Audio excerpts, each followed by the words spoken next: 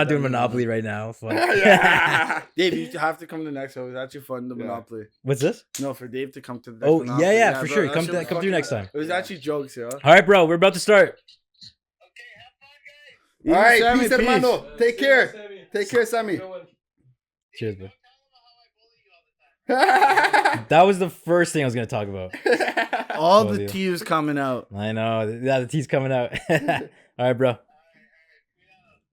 Cuidado, he said. That's jokes.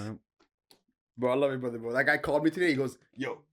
He's like, why are you leaving money on the table? Why are you leaving money on the table? He's like, put on a story about your business. He's like motivating me. You know what I mean? Like, he calls me just to like be like, yo, go. Keep on getting it. Yeah, man, fuck. He's good. He's good at calling people out of the blue. No, but I'm not gonna lie. Like, I would not have gotten these 4 contracts in the last month if it wasn't for Sammy, like, putting it in my, like, just being like, yo, you gotta fucking do it. He made me sign a contract in the office, and he's like, let's do it. We had a conversation for like an hour, bro, and he's like, hey, go do it. Wow. Yeah, I'm good, man. Good. I'm weak right now. I've only got one so far, but I did get one. Yeah, you did get one, eh? Yep, I got one. Right on. Literally, I did. I just asked all the boys, and everyone's like, "We'll go take a sweater off you." So that's 7 sweaters between the boys. So yeah, that's good. Good shit, First bro. one, just something to start, right? Because like even too, I was like, I didn't know how much I wanted to take, but I said I'll take 10, but in 30 days essentially. So the math works out to 1 every 3 days. Well, do you guys know like Alex Hormozy? Yeah. Right. So one of the things that I like about him is he's got like this vibe about him where he doesn't give a fuck. It's just about doing what's got to be done. Yeah. And so what I learned about like his book 100 Million Leads, is like, ask everybody in your contact list. Yeah. And then you start off that way. Just go down that way. And then you ask them for referrals. And like I'm shitty at that sometimes too. But it's like literally just do the things that you know you don't want to do. Right? You don't want to do. It's usually the things you don't want to do. But he's got like this really good thing where like you see it in his eyes where he just doesn't give a fuck. He's doing it. No emotion attached. Yeah. Just fucking do it. So like that's what you did there with your buddies, right? You probably didn't want to for the longest time. No, man, I didn't. And even too, it pissed me off after knowing like how easy it was.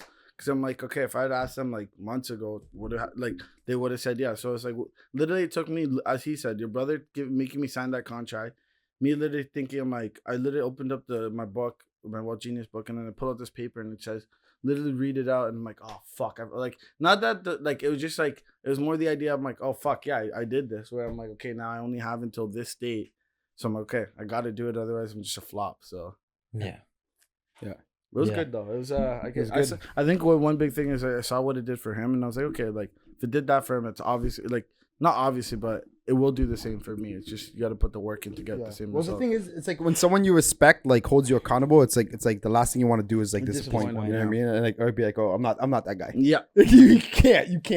Go ahead. I was gonna say, and I'll be honest, man. Like no matter how good of a person me and Sam are, Sam's like a realist. Yeah. So there's no like fucking around. Yeah. There's another individual that had asked him he's a younger guy than me, had asked him for like some advice because Sam's doing that role right now. People are coming to him that are younger and starting into business, and he's just like he takes it on. So he shows up to the office, does the same thing, goes, what can I do? My brother's like, every day go to a networking event. And I'll go more into detail about how I started doing that and how that doubled our business, in like 7 months. But like he had made this promise and he didn't show up to our networking event, the one that you went to, right? He didn't show up to ours, and that means something. The fact that he didn't show up, my brother remembers that. Yeah. And so they had a meeting for tomorrow that he canceled because he's like, well, I can't spend my time on that. Yeah. Like you didn't even show up to my networking event. Yeah. And then that's that, bro. Yeah. That's that real shit. Yeah, and it ends that relationship right there. Yeah, and not to say you can't mend it again. Yeah. But it's just what he saw and like and like your actions speak louder than words. 100%. And that shit means so much, man. And so right there is just like that example of like, and Sam's a realist, right? Like Sam has that talent where it's like, I don't know how to explain it, but it's just like there's no fucking around. It's just real. Yeah. So it's funny and like that shit matters, man. Yeah, 100%. And it's funny because like he's like such a nice guy that like you don't think of him being like that, but like you can tell that's like he is like that, but like he is a nice guy too, but he's not gonna put up with your bullshit if you're not like serious. Yeah. No, I respect you. Really see him in and I was so happy when I met. What do you say? Said you really see him in. I know, bro. This guy is quiet the whole time and then buying. You want to do business with me? All right, bet. Watch. Oh, I might be exposing his secrets, but I'm not gonna lie. Like he used that to assess whether he wants to do business with people. Yeah. and it's not fucking around. Interesting. It's a very good way. Yeah. Like, and what I learned is like, how you do anything is how you do everything. Yeah. It's just the truth. Yeah. No matter how you want to slice it, there's certain laws of life where you can't fuck around with it. It is what it is. And so for me, when I take that in, like I thought to myself at first, well, it's just a game. It's Monopoly, you know, and I didn't even know how to play it properly, right? Yeah. And I realized that like, just in myself, I lack paying attention sometimes. You know, like some people landed on my space. Oh, and I didn't charge rent. Yeah. Right. And you know, I think to myself like, oh, it's just a game. But like, if I do that on a game, I do that in real life. Facts. Oh, I see. You know what I'm saying? And like, I have rental properties, right? So I can even go back and think back to moments where it's like, yeah, that lack of attention, that lack of attention to detail is something that I need to work on. Yeah. And so just from a little game like that, I learned how I can improve my business, right? Yeah, facts. No, 100%. And when you say it like that, it's like, fuck, I could have done a lot better in that game too. Oh, like, for sure. For negotiating, right? I could have tried to get into the skin of the right game. off the bat was mentality. Right there. Shove myself in the foot there. Mentality. Right? Yes. I thought this guy from the beginning was like, yo, I'm going to lose. I'm not going to get any profit. I just said, yo, I'm just having bad rolls. I'm never going to get nothing. And that's literally what happened. Yes. It's just what happened. I said I wasn't going to get nothing. What were you, Mr. Utility? Yeah, I was a utility. I made my money back. I started making my money back, but just I could like it's just that same attitude of not having anything. And it was by the time I did start acquiring, things were kind of too late. And like the mentality I should have carried when they were too late was no, like something can still happen. Something can still happen. Yeah. But I didn't carry that mentality. I already gave up. So then in that process right there, it just showed what carried on in the final game process. Yeah. Or even more important is just the fact that at the beginning of the game, because you had that mentality, it almost outlined itself, man. Yeah, exactly. Yeah. The story was told before it even got read. Exactly, dictated the game, man. Yep. Dude, honestly, I there's weird things like that happen in life. I know I have a situation with a good buddy of mine. You know, you're talking about buddies that you grow up with and that you have to leave because they're not contributing to your life. And so I remember we were playing a card game. I can't remember what it's called, right? But I don't, you know, again, one of my main things that I lack in is paying attention to detail. Yeah. So I didn't even know the rules of this game. Right? I just figured it out as I went along. And so this guy was being an asshole to me the whole time. He gets first. The way it works is like you end up like there's literally 5 of us. You go first, second, third, fourth, and fifth to finish the game. And he was first he went first, and I was like third or fourth, right? And he's shitting on me. I was like, all right, motherfucker, let's see what happens now. Because now I'm focused. Now I'm getting into this, right? And then as the game, like literally the second game, I came second and he was third. And then as the game progressed, I was like literally like first every time. And then he was, it's called Asshole. Yeah, so cards, we're playing cards. Yeah. So what's even crazier about this is like it comes back around. Like he was the asshole at the end of the game because he ended up being fifth every time. Right? He was shitting on me at the beginning of the game. And like, it's in life, right? If you're on top, you don't shit on everybody else. Yeah. And I think that's what happened. And then next thing you know, like I was like coming first. I don't even know the rules of the game. Bro. Yeah. You know what I mean? Like you're just playing your thing and it did for you. I was just like playing the game, and then you know, like I figured it out, right? But like you know, so it's one of those things where it's like games have this weird thing where it's actually equates to like real life. Yeah. It is kind of true. It's like it is like they. All I gotta say is I can't wait till next game, bro. Oh, like, same, I'm not fucking around next game, bro. That's gonna be a hot No. one, bro. I'm telling you that. That's gonna be a hot one. We'll be there for hours, bro. Well, even to the other game I wanted to bring in was Catan, and that one is literally about like it's more about doing business than like what Monopoly is like, because this one you literally have to like. The whole time you're playing, you need to acquire resources. Someone might have a resource that you need, so now you have to make trades with them, and like you got to make all parties happy. But then also too, in the back of your head, if you're not paying attention, you could literally give somebody the game by just like working with them the whole time, and they're not gonna tell you. They could, but they're not gonna tell you. And then next thing you know, you'd let somebody else win because you're like being too nice in a way, right? So it's like. It's a hard balance, I think, but yeah. No, it's a good. Well, I think as I said, those game nights are sick. They were actually like I went in not with the mentality of what it was gonna be, and then after I was like, "Fuck, that was so fun." I was like, I was surprised that you guys came out. This was what I was thinking. Really, like, you're gonna play Monopoly, like you're gonna get business owners to come out and play Monopoly. Oh, bro, I was ready. Bro. I was ready. I think the minute he asked us, it's like, okay, he wouldn't be asking. Like even too, I said that to him. I was like, I don't feel he'd be asking us for like no reason. You know what I mean? That's how I equated it, right? Like him giving us the invite. I was like, okay, at least we got to do our part to be there, kind of thing, you know. And then and it escalated to being way more than what it was. Yeah, man. Yeah. Like it's one of those things where so like recently at the event, right? Yeah. You were with your wife, so like you gotta take her home and call it a night, whatever. Yeah. Right? Yeah. And so trust me, bro. I wanted to be with the boys at the end. What'd you guys and end Sam up? could tell too, right? Yeah. And that's another interesting thing about this whole situation, right? Like people have a sense of like what your true intentions are, right? Yeah. So we knew that you wanted to. Because I got a beer. Something. I was like, yo, I'm chilling here for a bit. Like Where'd you guys end up going? What, like you guys go out to eat after, like, or no? So we went back to the building. Okay. Right, and so we're chilling. Alfonso's there. Yeah, Alfonso's there, and then so we're hanging out. Sam calls Justin. Yeah. Or maybe he texted him. I think Justin called Sam. And this is one thing that I really respect about Justin is the understanding of you gotta capitalize on opportunities, right? So like he probably has work in the morning. Yeah. He probably wants to go back to the house where his girl's at and chill out for the night, watch some Netflix. But like Alfonso's at the office where we gave you an invite to come out and it's going to be valuable for you. Yeah. He shows up and Alfonso's fucking smack dab in the middle of being, he's got a marker in the the chartboard or whatever. Yeah. And he's explained to us like interesting ways to manipulate your RRSPs. Mm-hmm. And when I say manipulate, like obviously everything's legal. Yeah. He's doing it the tax man way. Yeah. Because what I focus on and what I truly am passionate about is tax efficiencies. Mm-hmm. And so there's tax efficient ways to use your RRSPs, things you can do with real estate. And he's just in the middle of explaining this. I'm like, this is literally worth millions of dollars, billions of dollars over our lifetime. We're all young as fuck. Yeah. Like this having this knowledge is gonna equate to billions of dollars in our lifetime. It just will if you just implement it properly. And so these types of things. So he's in the middle of this explaining it, and Justin showed up. He took advantage of the opportunity, and that in life you have to do you have to take advantage of those moments. You have to, bro. You have to. Like same way. Like Sammy randomly on Thursday or Friday was like, yo, Windsor event, I have a +1. Come. That's the only reason why I really got into all this. Because I went to Windsor for 2 times from London, back and forth. But like, I'm like, I can't miss that. If Sammy's invited me to go here, I want to meet Alfonso. I've never met Alfonso. I'm going to go, right? Yeah. You have to. And that led to so much, right? Bro. Yeah. I mean, literally, like, so, okay. So, are we recording? Yeah, let's start. Everything's recording. Yeah, good. Yeah, if you want, because let's just keep going. You can edit it, right? Let's keep on going. I'm about to go into some shit. Yeah, let's go. So with Alfonso, right? Like, okay, so literally, this is like back in. So okay, I've been in insurance for about 3 years now, right? Mm-hmm. And so I, it was a struggle. I felt like I was pushing a boulder up a hill. Yeah, and I'm just like, something inside me knew that something was wrong with that.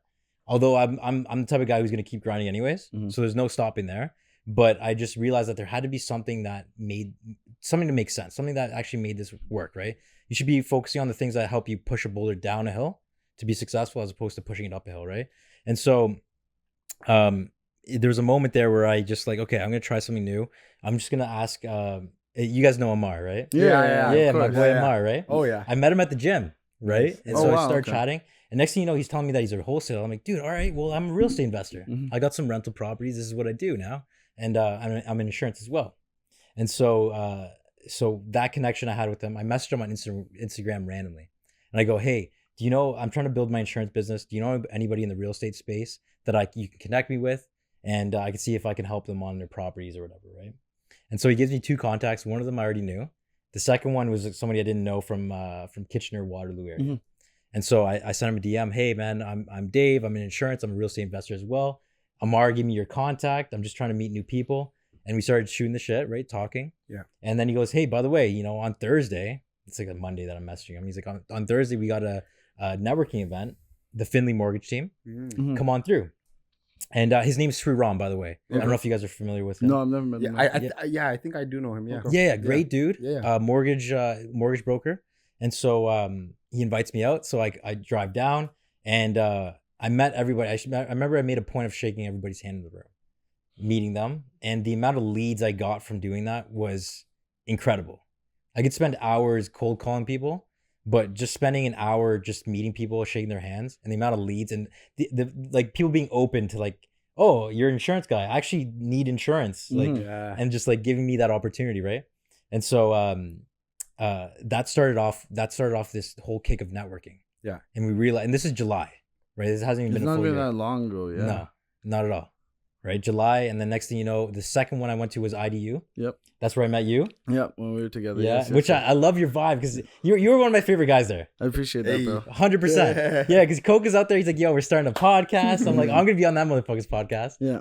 I'm gonna be on that guy's podcast. I literally remember this. And I'm here now. yeah. Let's go. Yeah, that's right. Full circle. Yeah, full circle. Yeah. And that's what even too, because I can't even tell you why did we go to the IDU event? Like I'm trying to put an idea of how that even like came to fruition of like just being there. But then even too, I was like, if I don't go, it's like I'm really shooting myself in the foot because like as you said, it's like you miss the shots you don't take, and that was kind of one where I'm like, from doing that, I end up meeting you guys, the network ended up just blowing up in that aspect. Yeah. Were you always like that though? Like or what sparked in your mind where you're like, okay, I need to start going to these events?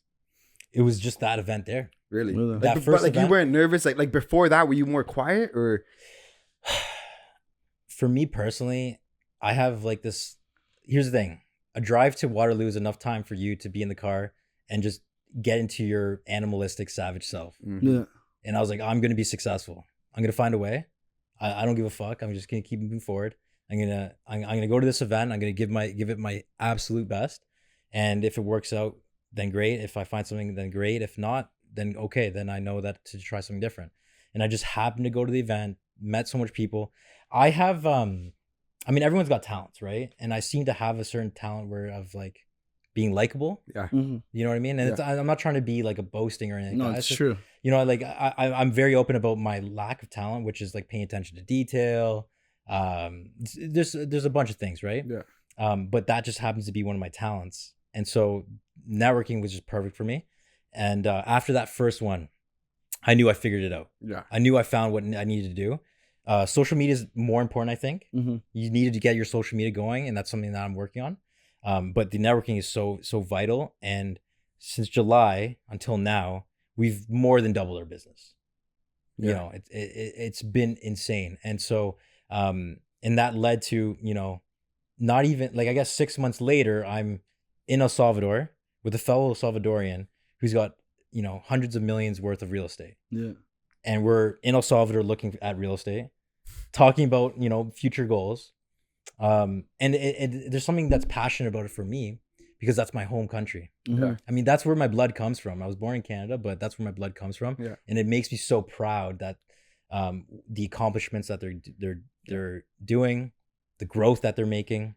Yeah, it's because typically our people are not viewed like that. No. As like the business people, the people who are really pushing the needle forward, right? Like typically our people for the last like 10, 15, 20 years have been just like, it's a dangerous country, right? Yeah. It's a dangerous country. So like when you say that, it's just like, yo, like that's beautiful because like it wasn't really until I met like Alfonso, Sammy, yourself. I'm like, damn, El Salvadorian years, yo. Like we're really doing this, you know what I mean? Yes. Yeah. And dude, and I can't stress it enough.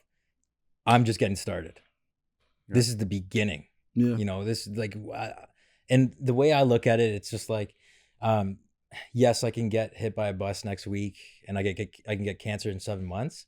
I don't know what's going to be in the future for me, but you know, I believe in God. Yeah. And if God's here to protect my life, and I believe that he has an extremely important plan for me, if that's the case, then I'm going to be doing this into my 70s, 80s. I'm going to be around to my hundreds. Yeah. You know what I mean? Oh, yeah. It's the goal for sure. Yeah. And the way I see it is I could be a real estate investor. I could be a business owner, an insurance agent for a very long time. Mm-hmm. And the fact that I'm 29 years old this is only the beginning. Yeah, bro. We're just scratching the surface, literally. Yeah. Yeah.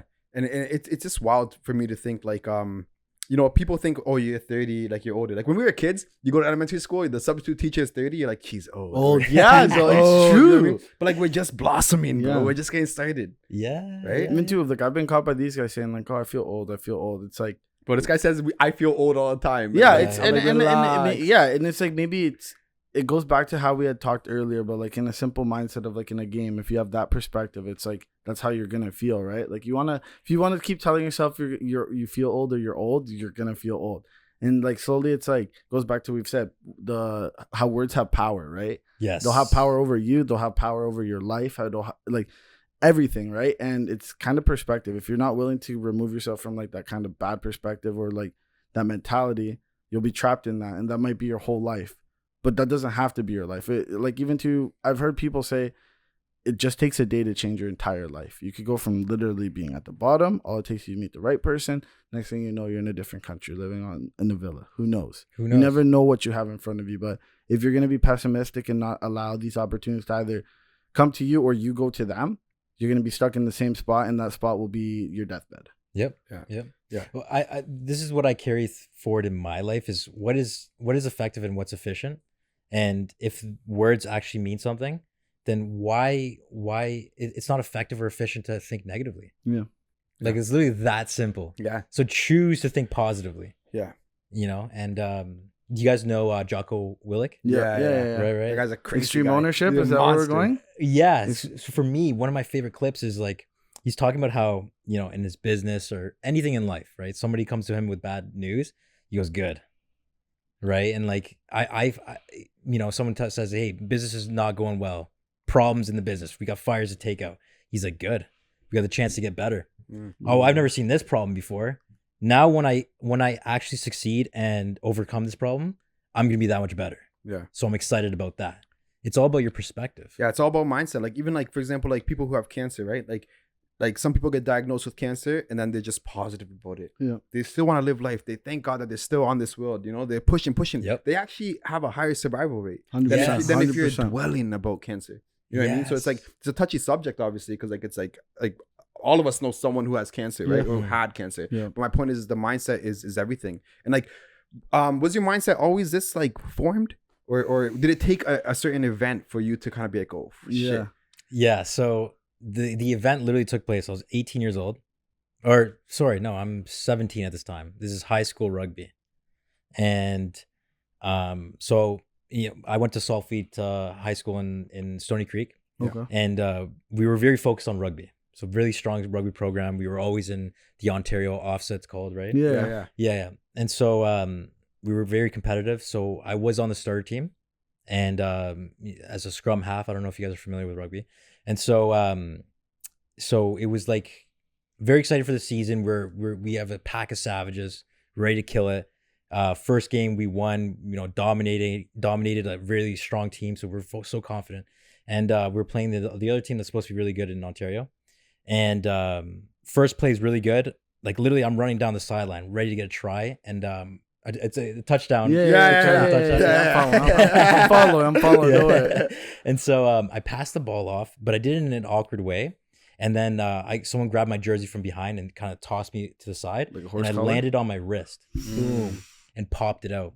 So I dislocated my wrist. Oh, okay. Yeah, to this day it's still messed up, and I could show you guys later. Yeah. It's my bone still pops out. I got a scar from the surgery. Okay. And I got a metal plate in here. Oh wow, so it's a full thing. Oh yeah, it was. Okay. Yeah, it was not playing around. It was messed up. I landed on it like this. Yeah. Oh yeah, for sure. Right. Okay. Yeah. And so, and I don't know if the camera could see that, but like kind of just landed on it this way. Yeah. And so, I'm 18 years old now because it's like my birthday's early, and I have a dislocated wrist. I'm in a cast. I'm chilling on my couch, and like I can't even keep my grades up because I can't write. Yeah. You know, and I'm just feeling depressed. And so I'm like, what do I do? And there's honestly, it got down to this deep level of like, there's two options. Either you cut the cord or you fucking figure it out. Mm-hmm. And I remember I had like that epiphany, like, okay, so I can do one or the other. I'm at this like 50-50 shot here right now. Crossroad. And crossroad. Yeah. And it's like, am I really going to just cut the cord and call it? No, fuck that. Yeah. I'm just going to fight and I'm just going to figure this out. And I remember I just decided to take over because the thing that really triggered me is I started to get fat too. Because I'm just sitting on a couch. Right? Yeah. I was like, all right, I'm like, look, I'm just not going to cut the cord. That's not going to happen. I'm just going to fucking fight. And I'm doing planks with my cast because I can get on my elbows, right? Yeah. And doing like squats and, you know, just anything that I could do without, you know, having to hold on to something, right? And so that was kind of the turning point. That was the turning point where I decided, like, this is the truth. This is what mindset is. And do you guys know Eric Thomas? Eric Thomas sounds. Oh yes. Yeah, I don't. Yes, the guy who dipped the guy in the water. Yes. Okay. He's got an amazing story about how his mentor took. There's a guy. He's like, I will do anything to be successful. I'll do literally anything. He goes, okay, let's go to the beach. Takes him to the beach, and takes him into the water, and he's now in his knees. Like, what are we doing? Like, why are we in the water? And he keeps like, come on, we're going. He takes him in, and now it's at shoulder deep. He's like, dude, seriously, what are we doing? And he takes him like far enough where it's like up to his chin, grabs his head, puts him in the water. And now he's in the water, and he's trying to like get himself out of the water. He's freaking out, trying to, he's trying to get air. He's trying to get air because he's about to fucking drown. And at the end, after a minute, finally pulls him out. And then he goes, if you want to be successful, you got to be successful as bad as you want to breathe. So as bad as you wanted to breathe there, you're flailing, you're trying to hit me in the face, trying to get up to get air. That's how bad you want to be successful. If you want to be successful, that's how bad you want to have it. And so I'm watching these videos, and I'm like, all right, like, and then I feel like we all have the primal instinct inside of us. You just got to unleash it. Yeah. And then that was the moment there where I was like, I'm going to be successful. Yeah. I'm going to figure it out. And then I got my broker's license for insurance. So I went in back for a victory lap.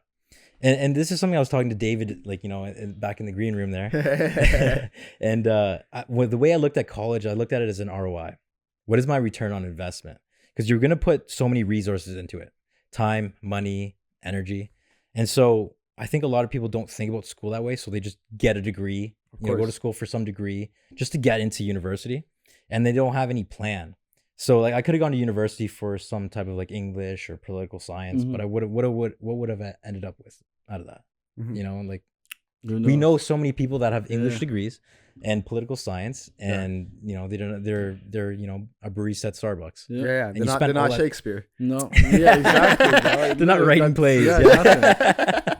And so the thing is that now they spend all this time and money and energy, and where's their ROI? There is no return on investment. So I got my insurance broker's license, which was like a 2-week course. I just had to take the bus, go down to the college, take the course, got my license. And then I came across I have a good buddy of mine, and his uncle is what's called a power engineer. Now, I mean, he's not an actual engineer. There's no ring. He didn't do 4 years of university. But it's like a power plant operator. Yeah, I remember. Yes. Yeah, I remember we talked about this. Yeah. So that's how I heard about it. This is at New Year's, right, of my victory lap year. And so he's telling me about it. And he's like, dude, 1 year of college, it's not going to cost you much, and then you're going to instantly make 6 figures. And all of our friends, because I happened to be in a friend group of like a lot of people that are going to university, and so all our friends are it's like kind of giving him shit about it, scoffing it off. It's not that much. Right. Yeah. But like the passion he had from it, I could sense that he, it translated from his uncle giving him that type of passion. And so like something's different here. Like I sense something's right, like something's right here. And so I went to the college to see, to learn more about it. And it was like, you're going to do 1 year of school. It's going to cost you $4,000 for the tuition, $1,000 for books. And if you get a job out of it, you're probably going to make 6 figures. Yeah. Now, I struggled through it because I didn't enjoy it as much, but I was in that zone where like, I don't give a fuck. I'm going to figure it out. And, my brother Sam could attest to this. Like there was times where he's coming back. We all lived together in the same house. He was in the basement bedroom. He had the whole basement to himself. Oh yeah, the older brother always has the full basement. Exactly, right? I can attest. Yeah, 100%, right? Yeah. And so he comes upstairs, maybe to grab a drink of water. It's like 2 a.m, and I swear to you, I'm studying. I'm sitting there and I'm on my book and I'm fucking studying because I'm gonna figure this out. I'm gonna be successful. There's nothing that's gonna stop me. And so I'm sitting there studying, figure it out. My first job out of college, I'm 20 years old, making $50K a year. My and while I'm working, I'm the real benefit to it is that so 1 year of school for $5,000, and then you get like the first level certification, and you can only make so much with that. And then there's 4 levels. So but the benefit is that once I got into work, they pay you to finish the rest of it. Oh wow, okay. You know what I mean? So I'm getting paid. They're paying for my books. They're paying for my education. So, but you got to work hard because I'm literally working shift work, coming home, and then continuing to study. Yeah. And I did that consistently for 2 years. So, but every single time I finished a certification, I went from 50K, 75K, and then by the time I'm 22 years old, I was making 100K. Yeah. You know, which is pretty decent for a 22-year-old. Oh, no, it's way better than decent. Yeah. Yeah, that's what I'm saying. You know? I think that's the biggest issue is a lot of people think, oh, they made so much money in crypto. This like these different like lane ways of making money. That's a lot of money. People just don't see it that way anymore. Yeah. And they think, and like, again, 1 year of college for $5,000 total. Yeah, man. That's it. Right? The ROI on that was immense. The ROI on that was huge. And so that's how I lived. And because I had that ROI mindset, once I started making 6 figures and I didn't have to study anymore, that was a big thing too. So I have all this free time. What am I going to do with this free time? I started figuring out what's my next avenue. Yeah. Right. Because I'm going to be successful. Like this is the whole premise. I'm going to figure it out.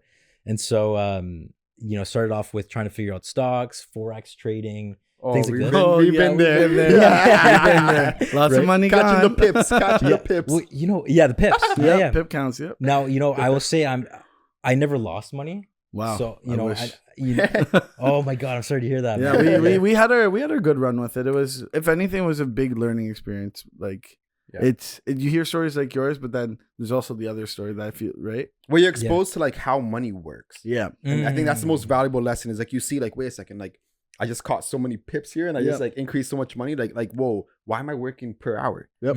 Right? Like that it opened our mindset at least. In that expanded your mindset. Yeah. Which is so beneficial.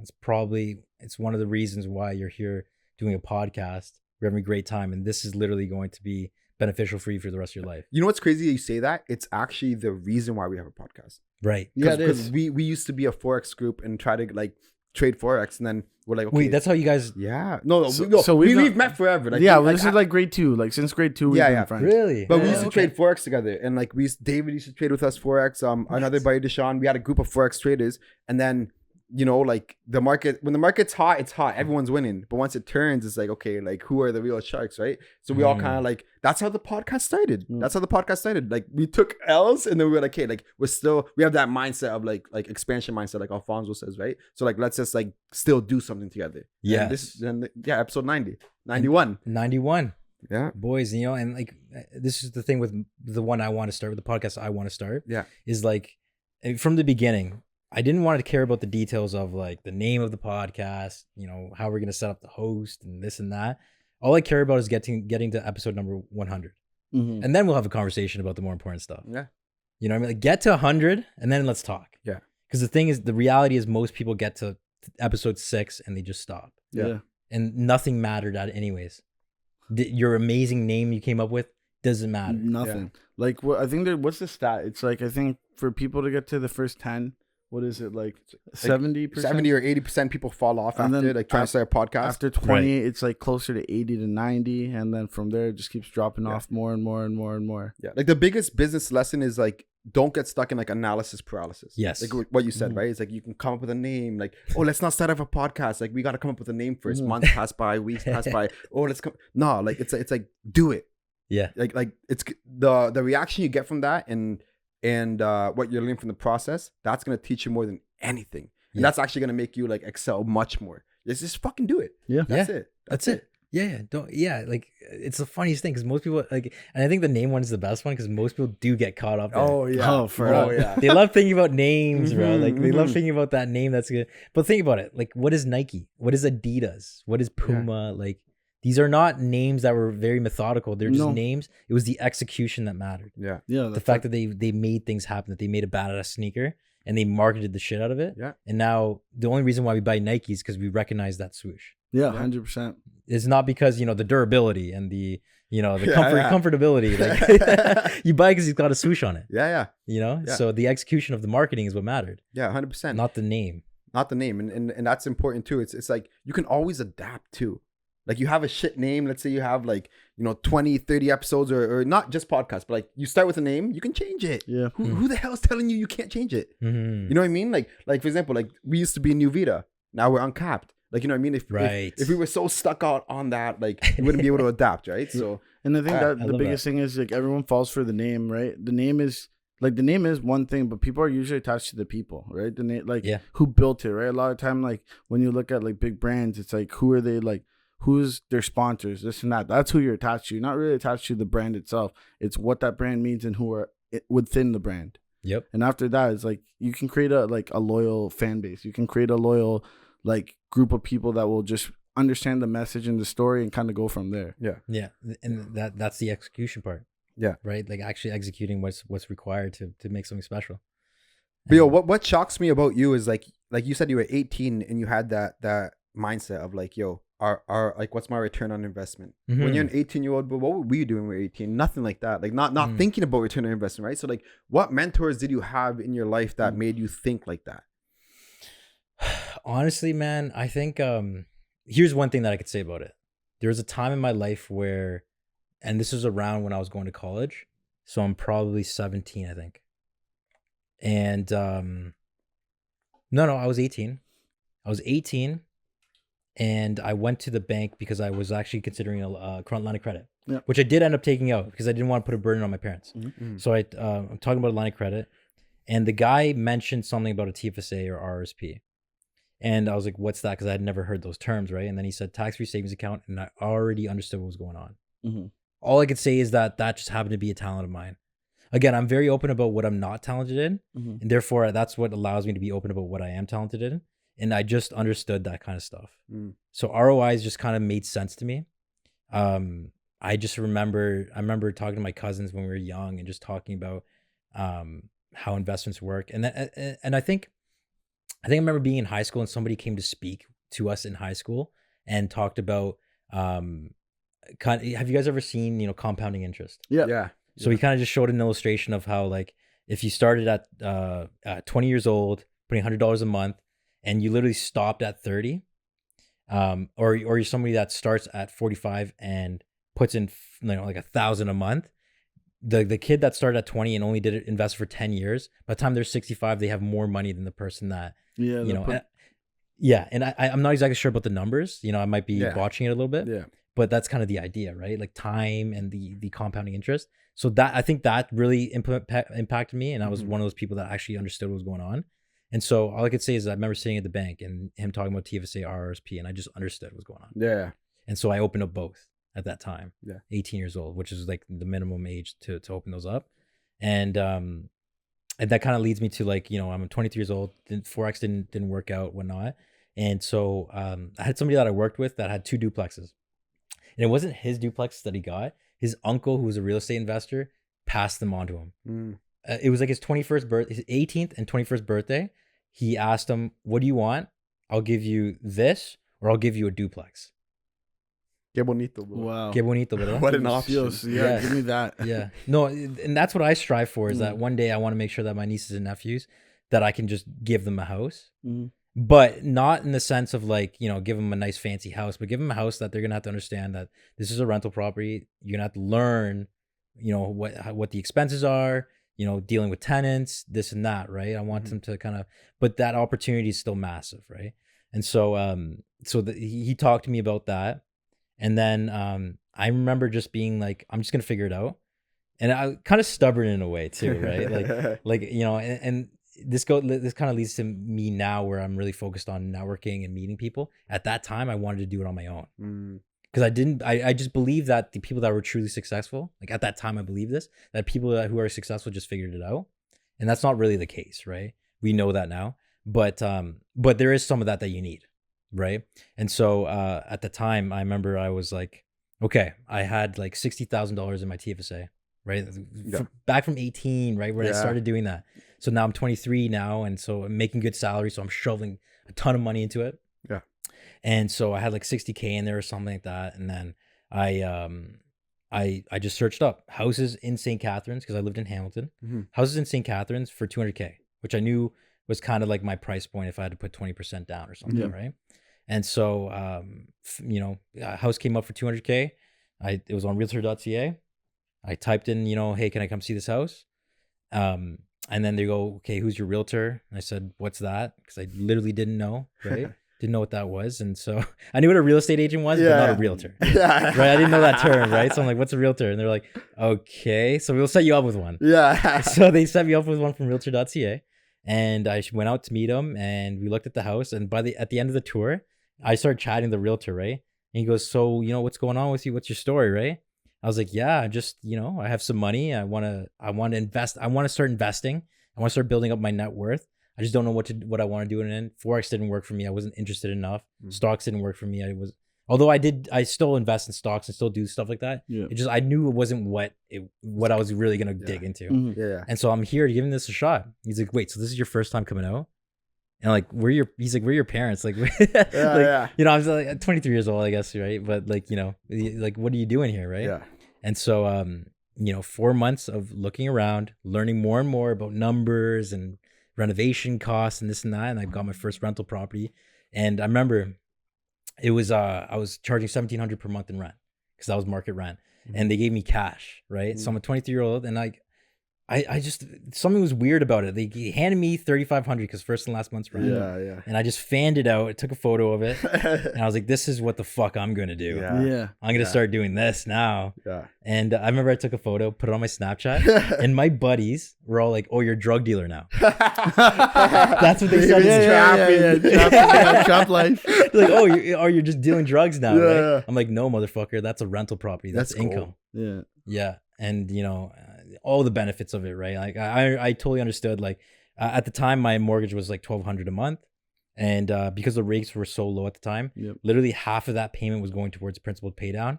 So I'm like, I'm getting $600 a month in principal pay down, which in reality is like $600 in your month, in your pocket every month.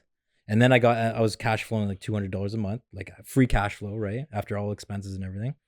And so yeah, man, and then, you know, I worked hard because I still had to show up, like, you know, a few weekends in a row, fixing things, you know, dealing with the tenants and things like that.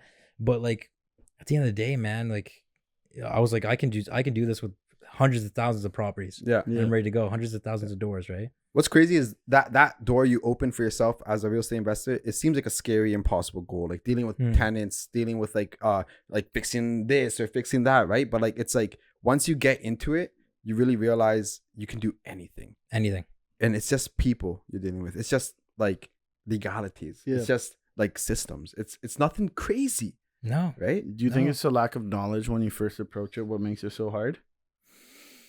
You mean like, so if you have lack of knowledge, that fear is what keeps you from doing something? Yeah. So like it's a lack of knowledge, and like think of real estate as like such a big and like different business that a lot of people don't want to get into it just because they don't want to learn, or the fact that they weren't actually taught anything before they actually have to attempt it. Yeah. And I think limited mindsets.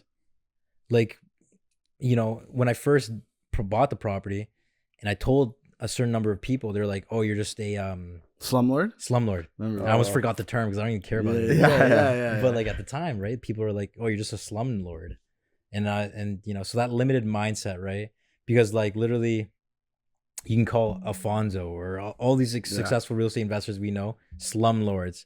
Meanwhile, they're living good lives, happy lives, fulfilled lives, and he's traveling the world and traveling all through Canada. And they're solving big problems. Yeah, solving big problems. Like, you know, like lifting up these buildings, lifting up these properties that people would have neglected if it wasn't for these people who are solving problems, right? Yeah. And it helps the community too, 100%. Right? Overall, right? Yeah. I'm gonna take a quick leak though. You guys continue though. Sure. Yeah. Back then, did you guys talk about money a lot with the family? Like, or was that something that was like the parents didn't want to talk about because whatever, or like any other family member? Whether we wanted to talk about money or not.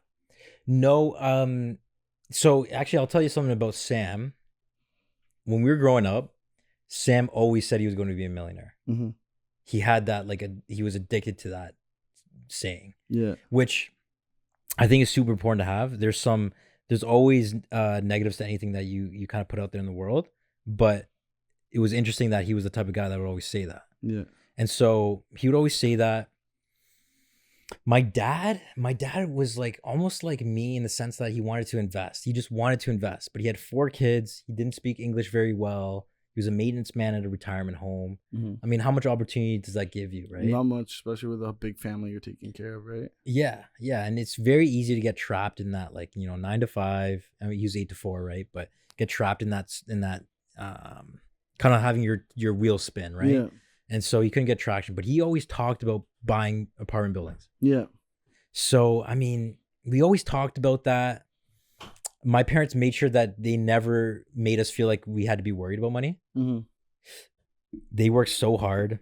My mom was so good with money. My mom's a gangster. You know, like, you see that hustle in Sam? Like that. Like Sam is like, so good at sales, so good at that type of hustle. I have an investor's mindset. I have an ROI mindset. So coupled, we're the yin and yang. That's why we do so well. But my mom's got that he got that hustler from my mom. Okay. And my mom's a gangster, bro. She does not play games. And so my mom was always like, don't be worried about food being in the fridge because I can always work. I can always hustle. And so we were never worried about money growing up necessarily. And I don't know if we really talked about money necessarily, but we did talk about investments and this and that, you know? Okay, so it was always kind of there. It just wasn't like a focal point that made you guys like have to stress about it.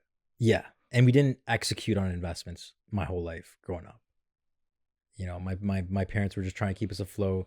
They spent a lot of money sending all my older siblings to school, and that's where I think actually, you know what, I will say that's probably what contributed to my ROI mindset because I didn't want to put my parents in that situation because they spent so much getting into debt, putting my siblings through school. Yeah.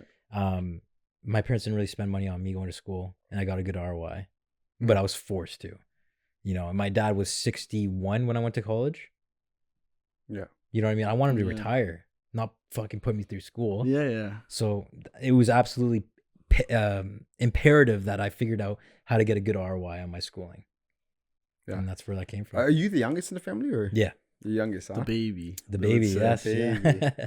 Me and Sam have an older brother. Yeah, and an older sister as well. Yeah. Did that ever weigh on you in any way, like being the baby and having to like kind of look up at everybody and kind of feeling you had to figure it out or at least match them in some way? The opposite for me. I always remember. I'm a much more quiet person than the rest of my siblings. Me and my oldest brother are the quietest, but I'm probably the quietest of the whole family. I'm very observant.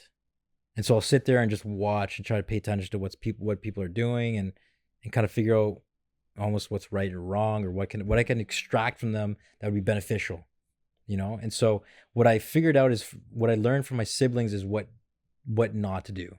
I learned from their mistakes. So I think that was the big thing is just like, what did they do wrong? And I avoided that.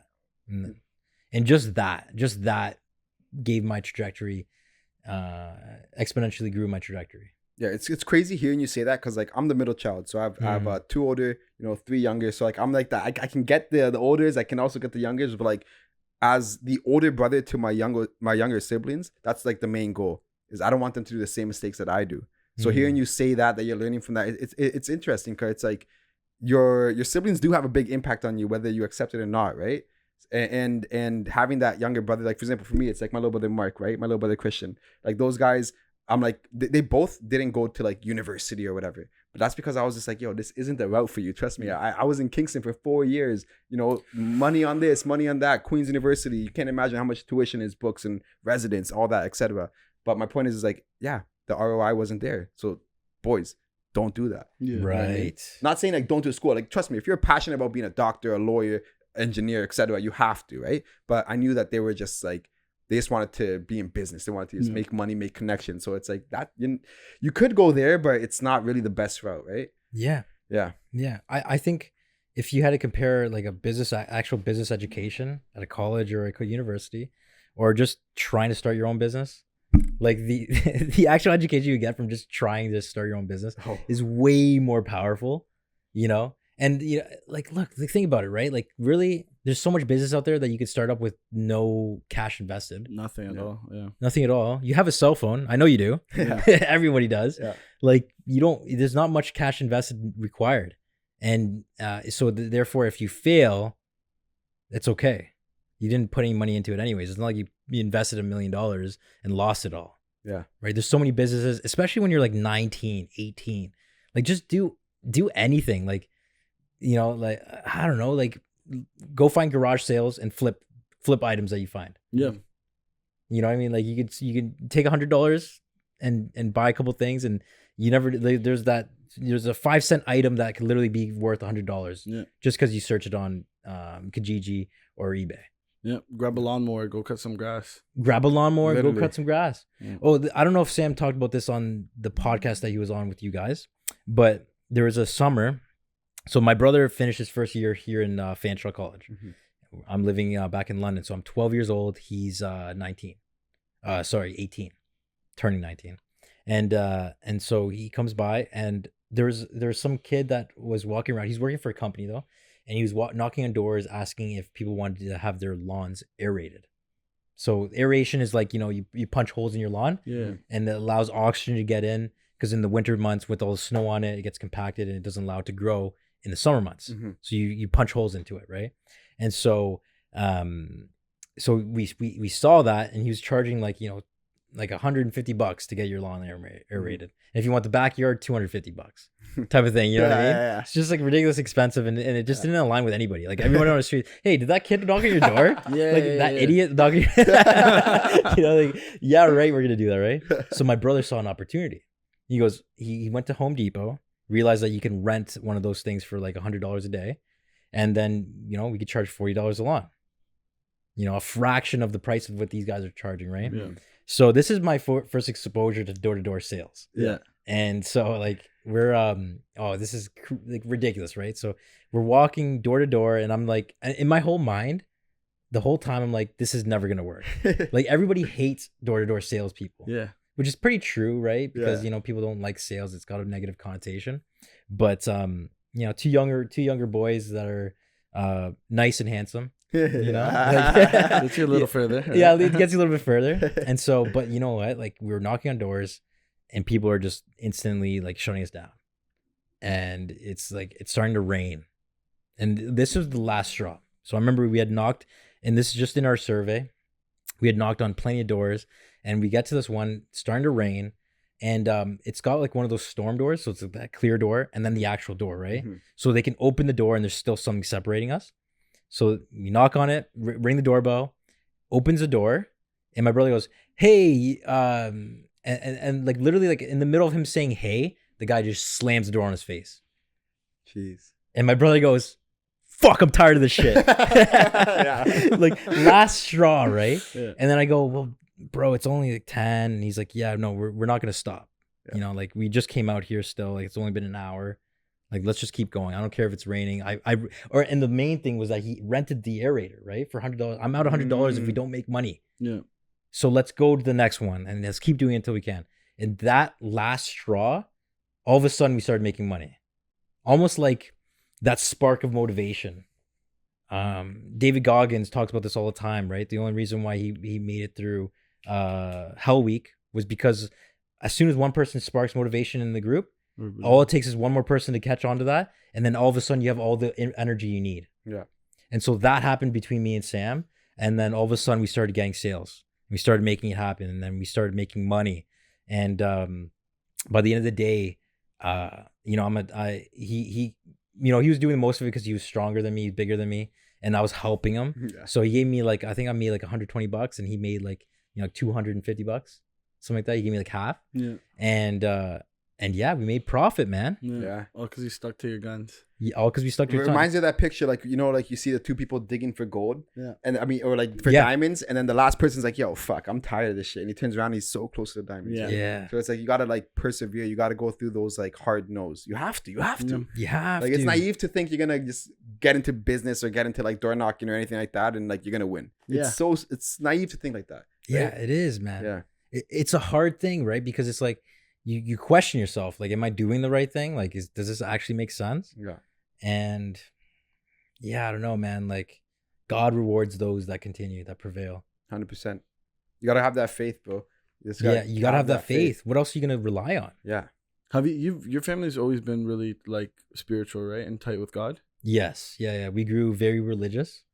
I do have a sour taste when it comes to religion as a whole. Especially what happened in the Catholic Church, right? Mm-hmm. We know what happened in the Catholic Church, right? The information's out there, so it's hard to be close to religion. But what I realize is that religion and God are two separate things. They really are. That's kind of where I feel too. Yeah, and I believe that, I do believe in a lot of scientific things, right? Like, a lot of information we have nowadays is thanks to science, but there's always still going to be a power that we can't explain. And so kind of like as weird as manifestation is, like, have you guys ever written something down Oh, bro. Decided to write something down, and all of a sudden that actually happened. Spooky. Yeah. Spooky. It's actually spooky. You're kind of yeah. It's a good word for it. It's Yeah. literally spooky. Yeah. I will say this actually. So back when I was searching for my first rental property, it was 3 months. 3 months, and I couldn't find a property. And this is this is November, and I'm turning 24 in February. Mm-hmm. And I said before my 24th birthday, I will get a rental property. I wrote it down. I decided to write it down because I was just at that point where I was just like, what am I doing, God? Like, what am I doing, universe? Like, am I just wasting my time looking for these houses that the numbers don't work? As soon as I wrote it down, I actually found a house, and then I put an offer in it, and I closed before my 24th birthday. Damn. And that was that. Yeah. And then I learned that you can write shit down and make it happen. Yeah, exactly. And like write shit down, but then also like you have to have that work ethic behind it, right? A lot of people think about the manifestation like, oh, I'm going to do this or I'm going to do this. And then they write it down and then boom, they don't do nothing. They sit down, scratch their balls, think something's going to happen. You know what I mean? Mm-hmm. But no, like I've had like similar like situations too, man. Like even with like my first property as well, even with like the podcast, I remember I wrote like, we're going to have Nima Naz as a guest. And then boom, Nima Naz comes on the podcast. Like it's just one of those things where it's like, yeah, you have to like put it out into the world, whether it's through conversations, whether it's through your personal journal or vision board. Like those things work with faith and work. Yeah, that's it. Yeah. That's the only formula, right? Yeah. I think there is a minority of people that just focus on like, the hippy dippy bullshit. The wish. Yeah. But there are people out there. But majority of people are so cynical that they just because their belief is like that's not going to work, they will just never do it. Yeah. I think that's even too. I think it's so hard now, especially because you see so many other people like from social media is a good place to start.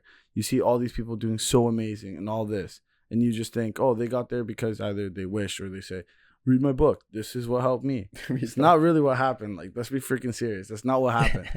But if you can apply some of those things into what you do, they can help.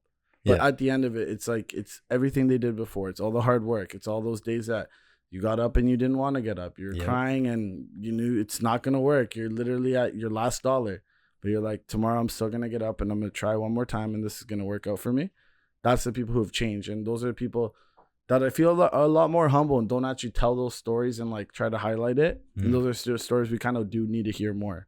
Yeah, absolutely. Inspire others, right? Yeah. And remind them of what kind of what they can do.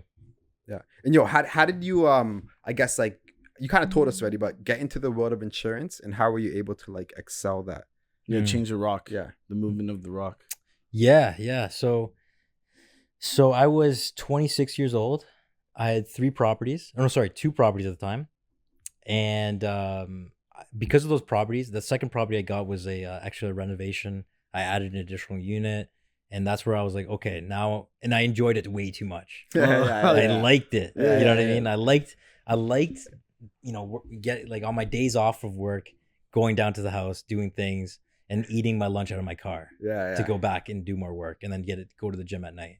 Like I just liked that grind. So I knew I was in the right business, right? So I knew I needed to get into business. My brother calls me up.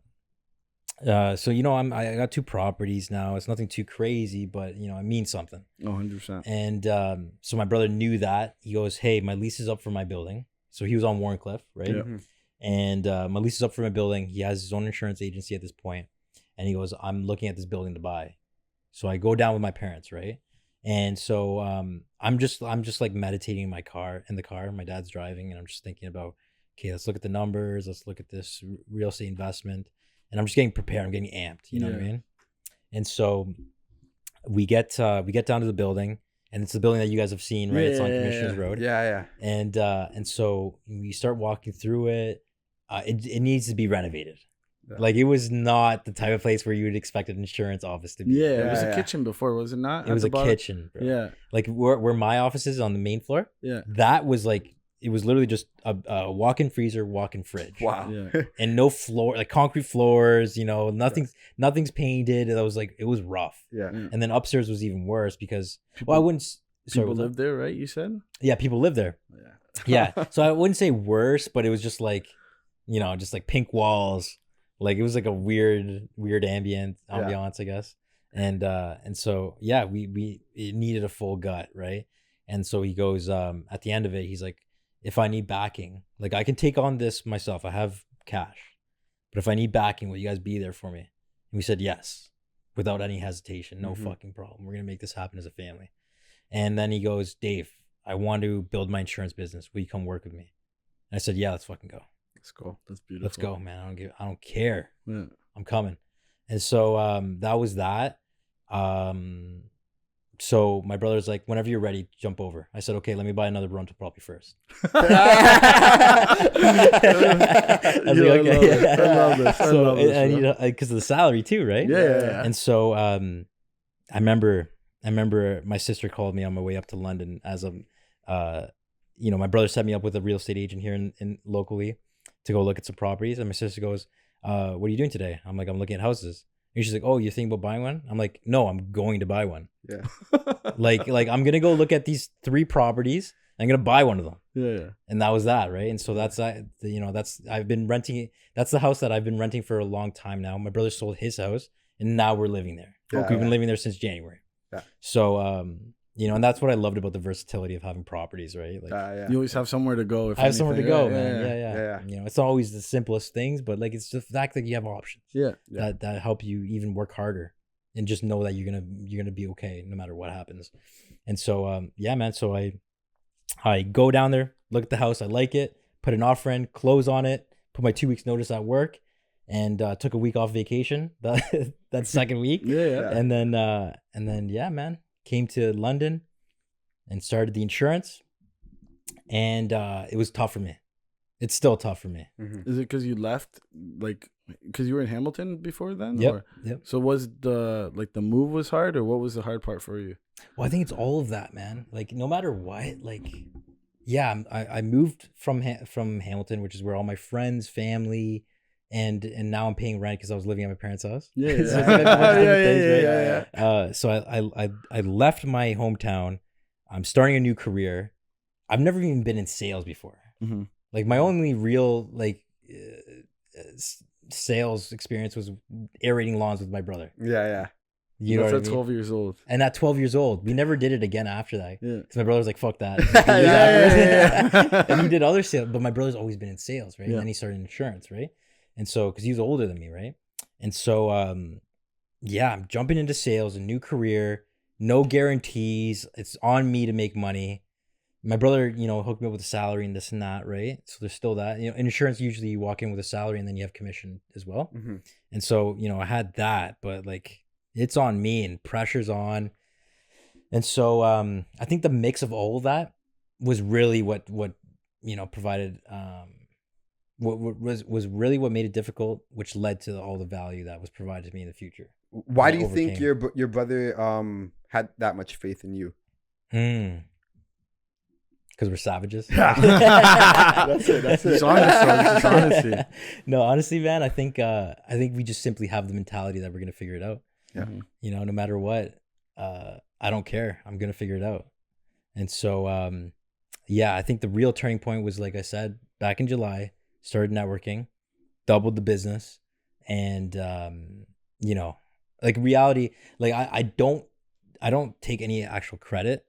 Like I went to the first REI event, told my brother about how amazing it was and how this is what we should do. My energy, he understood what my energy was and how much I believed in it. And then he went to the IDU one, and he goes, "Dude, I should have been doing this years ago." And then as soon as I brought my brother to these REI events, the real estate investment events, it was like a shark that smells blood in the water. Oh yeah. And then then we were off to the races, right? Not just me, right? The guy that's like, I'm the sociable guy. I like I said, I seem to have a talent of being likable to people. But my brother is like hungry, sales, like let's go. And then that combination that we have, and now that's really where the turning point came. That's crazy. Like, sorry, go ahead. No, I was just gonna ask, do you think, like, remember how you brought up earlier when you, your mom, and yourself went to go look at the building and you guys had his back and just said yes there? Do you think that kind of gave him another glimmer of where he's like, okay, whatever I'm gonna do, he's gonna ride with me? And that could have been like like that also second thought of like, okay, whatever, he's got my back. 100%. Yes. Yeah, that's what it is. And like, life is never easy, never like, all sunshine and rainbows. And so me and my brother have had hardships these 3 years that I've been over on the insurance side. And I've prevailed and proven that I'm here with him in those situations because we've had hardships. Last year, actually around the time that I started doing the REIs, we had a really rough event in our insurance business. And also my rental properties weren't performing because I had 3 variable rate mortgages that, took off on me. And so things were rocky there. And all we did, I remember at the time we were at his house, and I had like this sweet like basement apartment, like it was actually really nice. It was all renovated up and everything like that. And I had like this big mirror that I really liked. I still have it. And then I remember just like there was a moment where like all things were falling apart. Like I'm not kidding. I won't go into details necessarily because it's like private stuff too. Yeah, of course. But all things were falling apart, and I remember I just gave a good yell in my mirror. I looked at myself in the mirror. I gave a good yell, like this war cry. Yeah. And my brother heard me from upstairs, and then he comes downstairs, and we were talking about what are we gonna do, how are we gonna get ourselves out of this hole, because we were in a dead hole actually. Yeah. And I said, let's get back to work. We're just gonna get back to work, and we're gonna figure it out. And that really cemented it for him. I was like, I'm gonna move money around from here. I got options here with my houses, this and that, and we figured it out. And we're at that light at the end of the tunnel. Recently, Alfonso even said that, like, I could see you guys are about to break through. Let's go. Oh fuck yeah! Let's go. That's a big endorsement right there. Big one. Yeah, big one. For sure. Yeah. I agree because you need to hear it sometimes from somebody else, from an outside perspective. And whatever it was, the last time we seen him, he saw you guys are at that break point. You guys are ready to go. Yeah. And that's where we're at right now. How hard is it, like being in business with your brother? Because I have a cleaning company, right? And it's with my brother too. So you can do business with like anybody, but when it's family, it's just a little different. Like it's a little more personal automatically, right? Like how are you able to cope through that? Yeah, no, it is tough. Yeah, it is very tough. And I don't really know. Like, to be honest with you, I think we both just understand that we're gonna ride or die to the end. Yeah. And I also have an intrinsic understanding of like weird things in life where it's like no matter how much you love somebody, you're going to have moments in life where you're gonna hate them.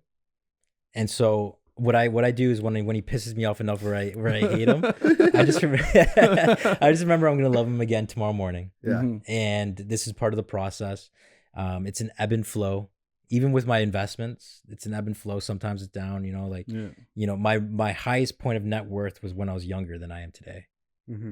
You know what I mean? I'm worth less now today than numbers wise than I was when I was like 26. You know what I mean? So I understand it's an ebb and flow. And so sometimes you're going to hate the one you love, and sometimes you're going to love them. And so in those moments where you hate somebody or you're mad at somebody or whatever, you just remember, like, I'm probably going to be over this, in a couple months. And it actually makes like the relationship stronger. Yeah. Right. All those arguments, all those fights, right? Like it's like it. When you come, like the next day shows up, and you're like, I gotta call my brother. I gotta message my brother, right? Like you do grow as brothers and as like relationship, like whether that be the business partner or anyone else, right? Like you gotta have those tough moments. It's even like what you said earlier. It's like when you brought up like, oh, we have this problem. Now you have a problem that you'll fix, and like now you know how to overcome it later on. So it's like that. Yeah, no, that's a very wise thought process you have. Where'd you get that from?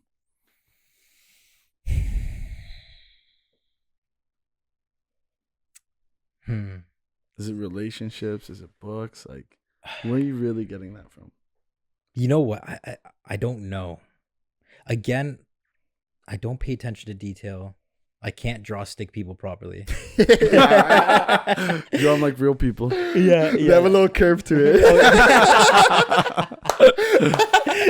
I got a curve too, man. So can't help but draw stick people with a curve.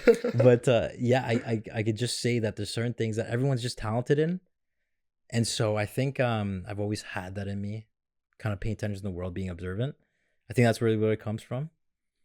Like your question was, how do I have a wise outlook of, hardships are just gonna make me better? Yeah. Yeah, I think, I listen to a lot of podcasts. Joe Rogan, Jocko Willink, these guys, and those mindsets that they have, I adopt. So I think that's where I get a lot of it from, for sure. So I think that's what it is. I'm really into like Gary Vee. I really like Gary Vee stuff. I think Gary Vee has this is what I think is super important in life. Is just find out what your behavior is and understand that that's similar to what any other human's behavior is as well. So there was a time where when I really understood that Gary Vee understood this was there was a time where I'm listening to a podcast of his, and he goes on the podcast, he goes, so what I would before I really got Spotify, I would go on YouTube and play the video. But I really enjoyed listening to podcasts when I was doing monotonous tasks, doing my laundry, cleaning my room, doing dishes, shoveling the driveway, whatever the case is, walking. And so I was cleaning my room, and so I turned on the YouTube video, set it on my bed, and listened to the audio as I'm doing things. And he said, he's talking about how the importance of podcasts. And this is like years ago, back when I'm at my parents' house. So this is probably when I'm like 22 or 23. So what is that, like 7 years ago? 7 years ago? Yeah. Right. So this is like, podcasts are very big now. They weren't that big back in the day. Yeah, no, they weren't. 7 years ago, not that big. Yeah. So he was talking about how big podcasts were going to be. And then he goes, how many people in this room right now will play a YouTube video and just listen to the audio? And then he fucking nailed me. And that's what you were doing. That's what I was doing. Yeah. That's what I was doing. And so I think that really hit me. It's like, pay attention to your own behavior because other people are doing that too. Yeah, we are all unique, but I think a lot of times we're less unique than you think. Yeah, 100%. Yeah.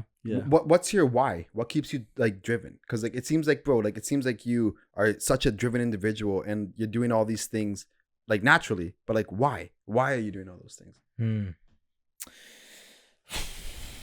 I think it's important. I think we all should have the mindset that you're the one. Like you are the one I think, and that goes back to believing that God has a plan for you and you are the one for your plan. So I think that no matter how hard things get, like just understand that you are the one and you are the one to accomplish these things that you dream of. And so all I could say is that I've always felt like I was the one. I don't know. Yeah. It's innate, like came naturally. Yeah, and I mean, it's hard to believe in yourself sometimes. I'm a human too, so sometimes I doubt myself. Don't get me wrong, right? But I think that's what it is. Just believing, and just having a belief that God has a plan for me. Yeah, God believes in me. I believe in myself too, and I'm the one, and I'm going to be successful. I'm going to achieve the things that I want to do. Yeah. And it's not like, don't tie it to something arbitrary. Don't tie it to being like the richest person or the most handsome person or the one who gets the most girls or the whatever it is, right? Yeah. But like, you're just the one on your path. And so, sometimes it's hard to get out of bed in the morning for me too. But I'm the one, and I'm going to be successful, and I'm going to achieve my dreams. Yeah. And almost like a word track. Yeah. So I believe in word tracks. What's that? Like, explain that for people who don't know what that is. Yeah, so Sean O'Malley actually explained it the best. You guys know Sean O'Malley? From MMA, UFC, right? Yeah. UFC, yes sir. Cotton candy head. Cotton candy. Yes sir. Yeah. Easy to remember, right? Yeah. And so when he was explaining on a podcast how on his walkout to the octagon, he always he has a mantra that he chants to himself. So in his head, he's talking to himself: too fast, too quick, too strong. Something like that. I'm paraphrasing, right? Yeah. But he goes, too fast, too quick, too strong. Too fast, too quick, too strong. Too fast, too quick, too strong. So when you repeat this mantra to yourself, you allow yourself to eliminate all the anxious thoughts. Because if you allow yourself to think, what if I get knocked out? What if my girlfriend sees me getting beat up? What if my mom sees me getting beat up? What are my parents thinking? All this, because you're a human, right? You have all these thoughts. So if you have these word tracks that you repeat to yourself, that removes the ability for those anxious thoughts to go into your head. So I believe in those word tracks, and my word tracks are: I will be successful. I will win. I'm going to continue to work hard until I win. So these things remove all the anxious thoughts, and I think that it almost resets me. I might be sitting there dwelling on some embarrassing thing I did when I was in third grade, or that embarrassing moment from last week. Yeah. And then I can go back to where I was by remembering my word track. I'm going to be successful. I'm going to work hard. I'm going to keep going. And another thing to combat like anxiety is also like just being grateful. Like, you know, you're in that situation that you're in right now, because like anxiety is one of those things where it's like a domino effect. Like, yeah, you could think like, oh, what about like, what's my girlfriend going to think? And then boom, it just, all the dominoes fall. Everything can happen and you're in a trap of just like worried thoughts. You know what I mean? So like just being grateful. And like you said, like repeating those positive affirmations to yourself, they just like snap that. You know what I mean? Then it's more of a straight line, right? You're back to being focused again. Yeah. You know, like that's that war cry I was telling you about in the front of the mirror. Yeah. That's what that was. I was thinking the world was crashing down on me. How am I going to get myself out of this hole? And here's even the more messed up thing is a lot of it wasn't my fault. A lot of it was outside things kind of pressuring me. And do not get me wrong. It is of utmost importance that you maintain accountability of yourself. Yep. You have to be accountable for everything in life. Everything is really your fault, right? You can always do something better. That's what that means. But these happen to be things that were outside sources that were that's other people were doing that ended up impacting me negatively, and so you can sit there and dwell and think about, oh, it's not my fault, oh, it's this and that, oh, what am I gonna do? Or you can scream at yourself in the mirror and remind yourself that you're going to figure it out, you're going to work hard, you're going to be successful, and I'm going to win. I'm going to win is the one that I repeat to myself all the time. Yeah. And it's kind of sad and scary how people don't think that we are capable of doing that, of resetting ourselves. A lot of people are just sitting there in limbo. And like, we're so powerful as like human beings that like we can actually shift the mindset. Like, you remember me and you? I was driving with this guy to the podcast today. I'm driving. I'm there yelling, "Let's go, Coca! Let's go!" I put the windows down. I'm like, "We're gonna have the best episodes." But all of a sudden, like the energy changed. Yes. Like it's just like you can do that. You can actually do that. But like people don't. Yeah. Fact, he literally looks at me, he's like, my heart rate's going. Like, of course it's gonna be like that. But even too, it gave me the pump because like I was just getting off work. I was like, all right, I'm just going through emotions. Like I'll get to my point. But him like acting like that and like taking the step forward for the both of us in reality had us both going and we're ready. And like it definitely makes a difference. Yeah, right? you could change your mindset like this. Your energy, everything. Energy is a real thing. Yes. You know, you can like create it. Yeah. You know what I mean? 100%. It's around you at all times, right? It's what you kind of. You see Amar in the IDUs. You know what I mean? Like, you do the breath work. Yeah, and it gets everyone going. Everyone's like, yeah, let's go. And then boom, then we start. And it's like, it's crazy to think that we don't have, I guess, like we're not that in tuned with it, right? A lot of us are just like so blanked out. Maybe it's like having all these distractions, everything else like that. But I think it's like if we can all literally refer to just that one moment and just think, right, I can change the word I'm feeling right now and actually feel different, things would change for so many people. Yeah. Have you guys ever heard of the Viking, like the Viking death march? No, I haven't. No. Right? Like the Vikings, when they showed up onto the beach on the shore, when they were about to raid and pillage and take down the other you know, country or whatever, the other village. Yeah. They would have a chant in unison. They would chant out like, you know, like this war cry. And when you all do that together, that you're elevating everyone's energy, you're getting yourself pumped. And even more intimidating is what you do to the opposition. People, There was a time when I had a weird moment where this is COVID and so we're all locked down. And really the hardest part was getting ourselves out of the house. Like exercising. Like how much people gained weight during COVID? Oh, probably everybody. Oh my God. It was that was the epidemic. It wasn't really the 100%. It was really us being inside confined, right? Yeah. And I had a moment where out in Hamilton there's what we call the stairs. And so like because we have a big escarpment in Hamilton, there's like these stairs that they set up so you can, you know, do stairs, do a run, do more stairs, and it's like a good exercise, right? So I got myself to go out there. It's like the summer, we're locked down. And I remember, the first parking lot from the stairs is like an actual nice distance. And at the time I didn't really realize that. So I parked all the way at the beginning here, walked it down as a warm up. And I'm like, damn, that's a long ass walk. So I remember I did the stairs and I got up and I realized that my car was so far away. And I remember thinking to myself, oh my God, I want to quit. I want to stop running. And I said, no, I will not do that. And then I remember I was looking down, I was about to quit. And I said, no, I will not do that. And I looked up, laser focused. And I saw my car like in the far distance. And I said, I'm going to sprint it to there. And I remember there were some people on the path And it was like this weird moment where like there was people in the path in front, like, you know, like a group of people. And as I looked up, like laser focused, they all parted ways. And it's like this weird thing that I noticed that happened. And you can really do that if like experiment, go to the mall and be laser focused forward. You'll see people split and move out of your way. Yeah. You know what I mean? It's the people that don't have any energy or looking down or like shy that people just like walk past.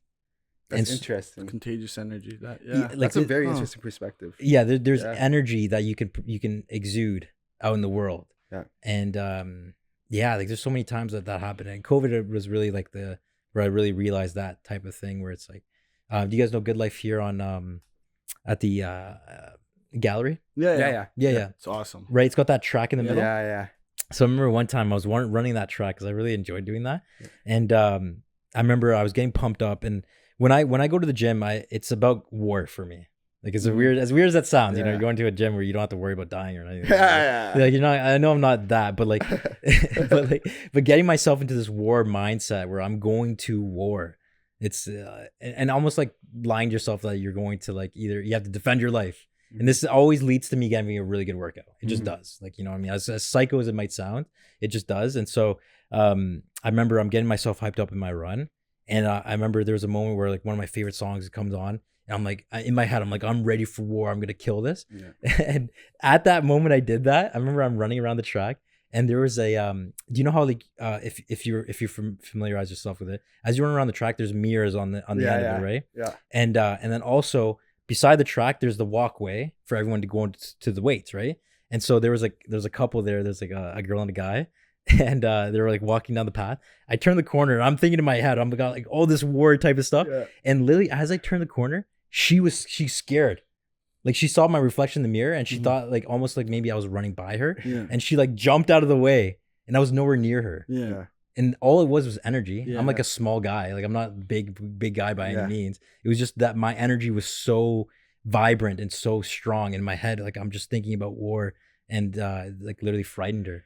Yeah. It's kind of like what Jordan Peterson says. It's like if you're walking around, like have your head up, your shoulders back. Yeah. That's naturally it's going to produce more serotonin. It's going to like provide a bigger energy to that room, right?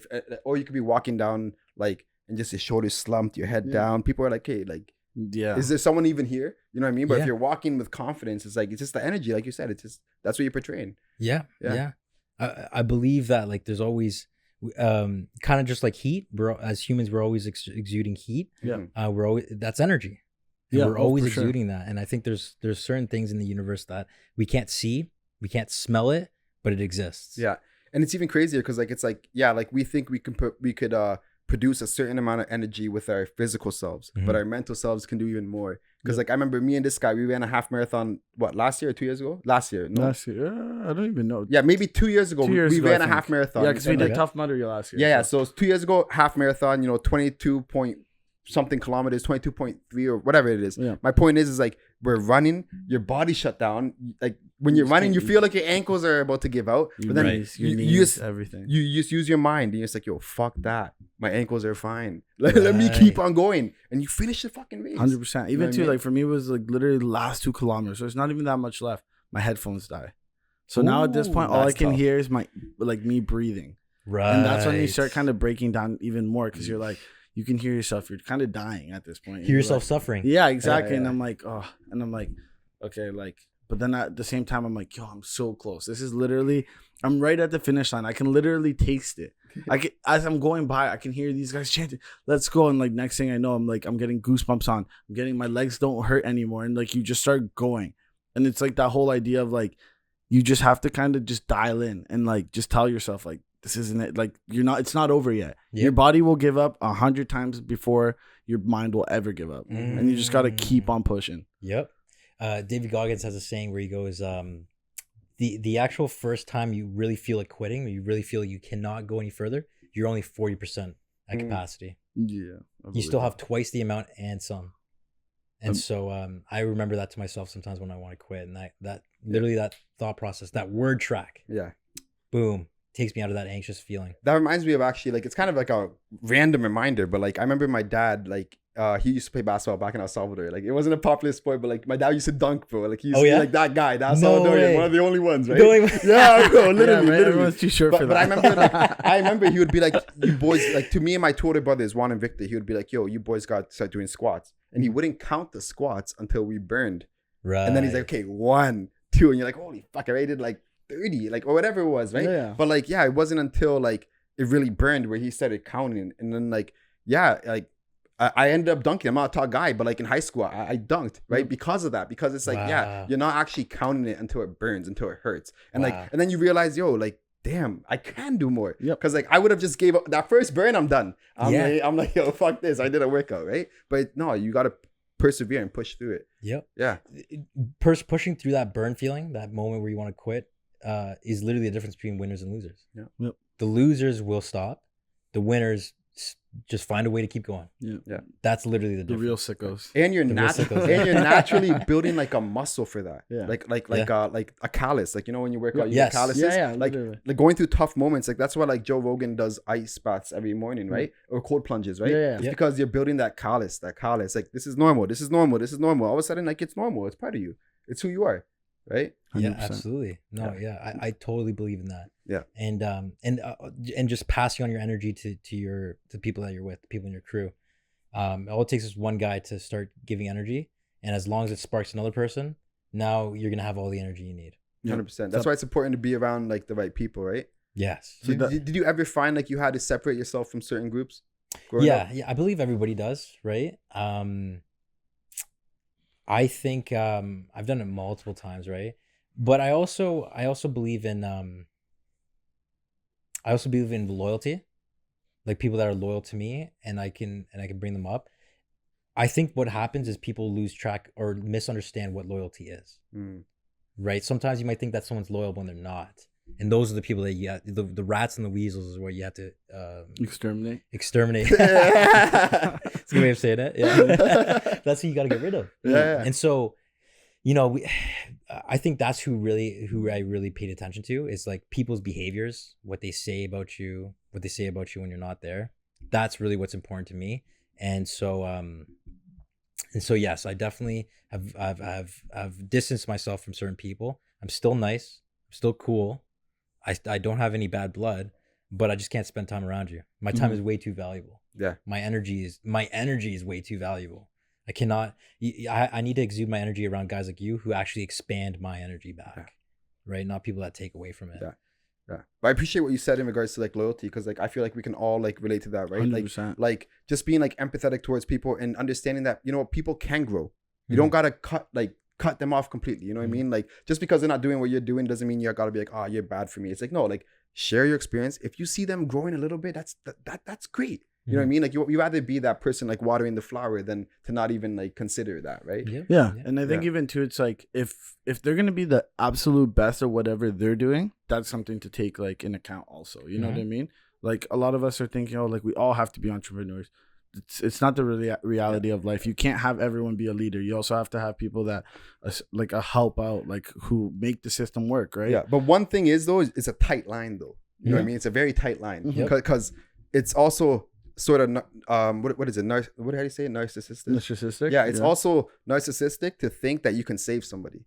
Yes. So right, because then you can get caught in a trap where like you're feeling good about yourself because you're helping someone who isn't helping themselves, but you're feeling good. That's the dangerous line, right? It's a tough teeter-totter, right? Like you gotta invest in people that are coachable or who actually want to change, but you can't get trapped in like trying to invest in people that are just like, no, like doesn't matter what you do or say to me, I'm not gonna learn. I'm not gonna try to grow.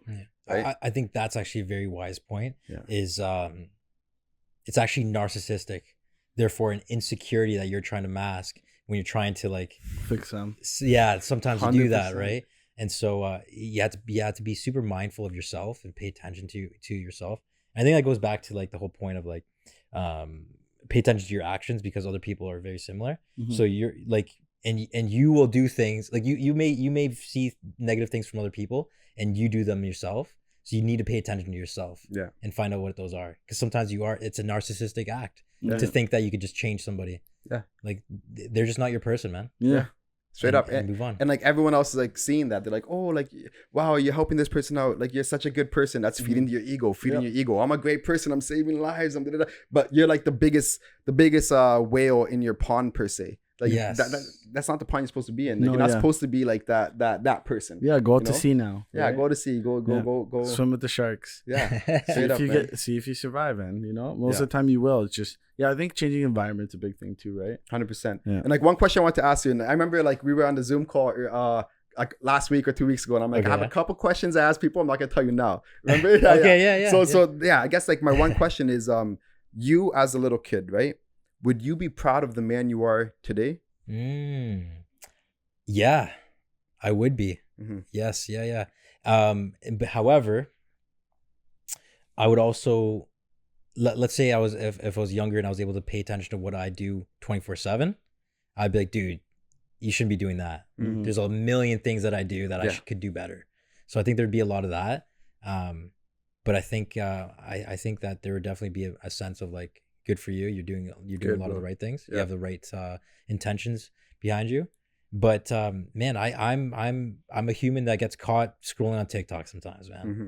And if my younger self was able to watch me do that, and able to say, hey, snap out of it, then there'd be a lot of moments like that. And the reason why I asked that is because like I feel like our younger selves are always like the most real version of us. Like you know what I mean? When you're a little kid, you're really a dreamer, or you're really like talking a lot, or etc. Like you're genuine about like how you see the world. So if you can be proud of yourself when you're older, it's like, okay, you're doing something right. Right? If you're not fulfilling that little kid's dream, it's like there's something off balance. Mm-hmm. I don't know if that makes sense. Absolutely, man. Like, so I have 5 nieces and nephews now, and my one niece in particular, she's 7 years old now.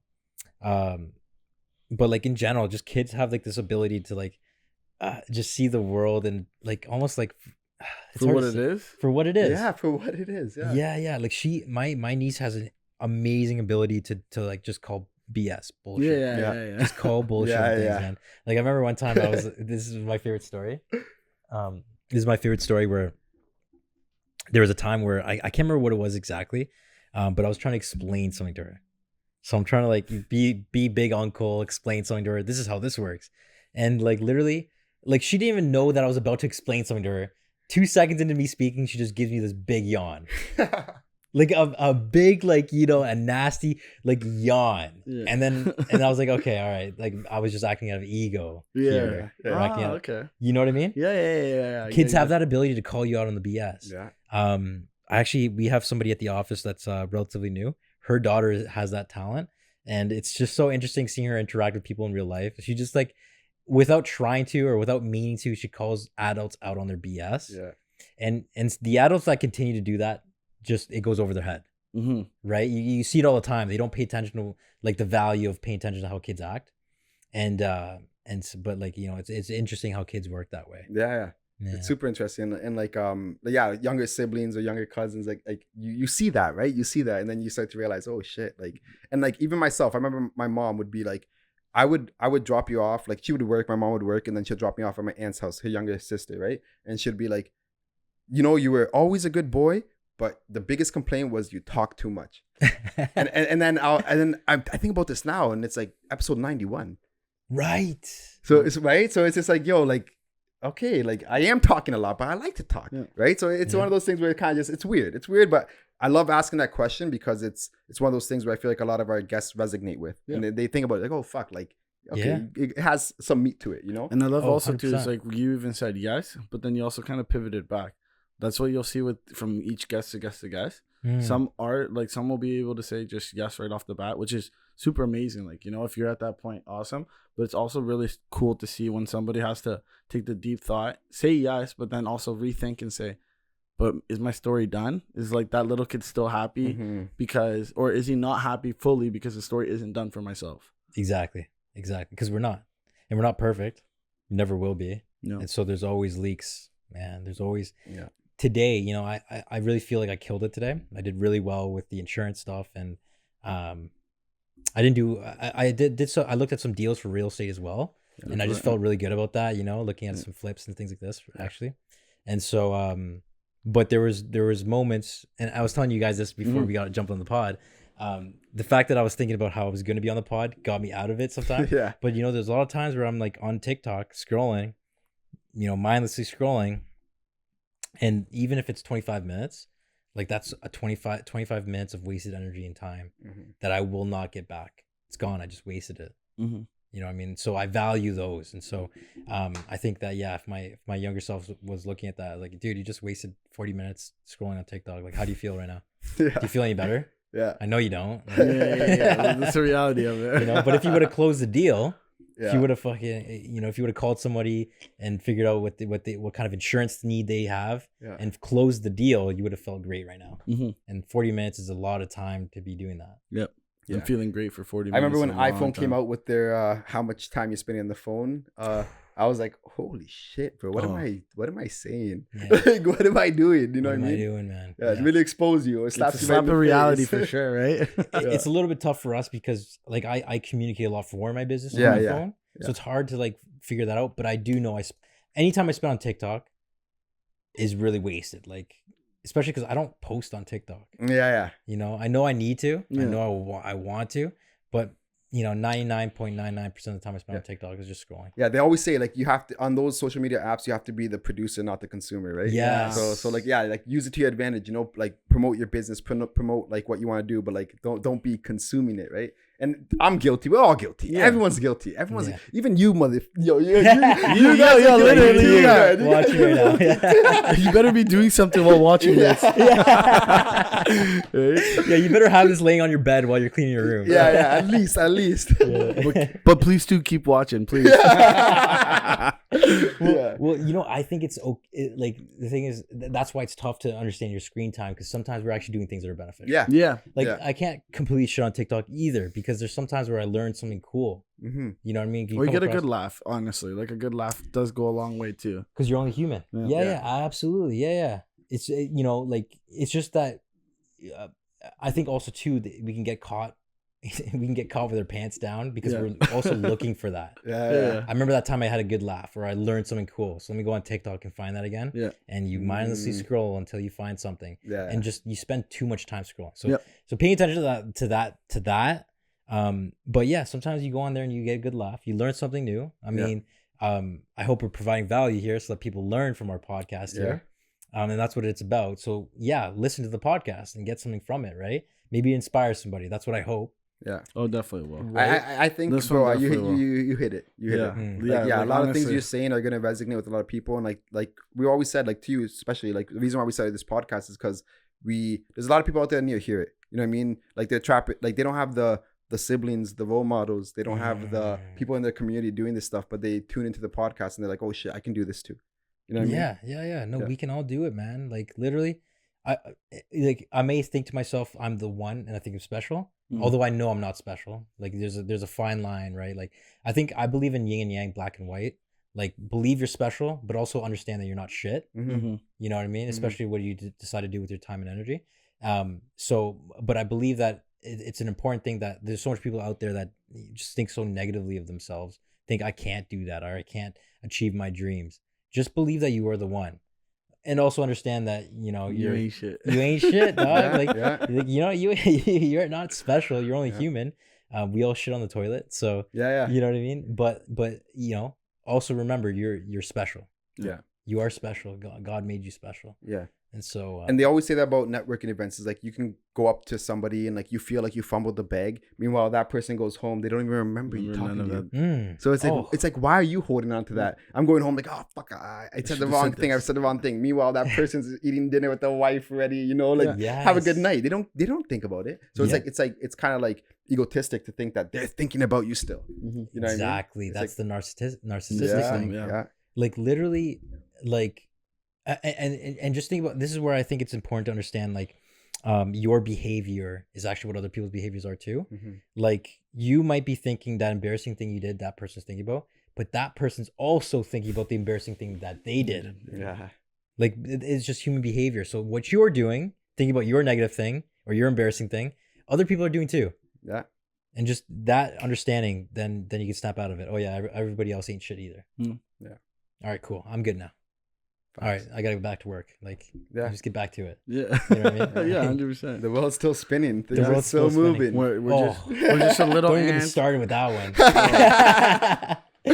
Yeah, the reality of that, right? Like literally, we're just like a tiny ant. Like how we look at ants, we're just like one of those and a big rock that's just flying through the universe. Who knows how fast, with a bunch of everything else going around us, and we're worried about what my life is. Yeah, kind of crazy to think. Exactly. That's what I love that one, because it's like, yeah, again, a giant rock flying through the universe. Wild. That's flying around the sun, that's flying inside of a solar system, that's flying inside of a galaxy. Yeah, it's inside of another galaxy, and who knows, because we literally don't know. Yeah. And so and it's just it's honestly, it goes back to like I think that this carbon tax stuff in Canada, to me, the fact that we're getting taxed on carbon is bullshit. 100%. Oh yeah. It's complete nonsense. Now, we can measure all day that we want, like temperatures are rising, and maybe they are, but I think that it's narcissistic of us to actually think that we're causing it.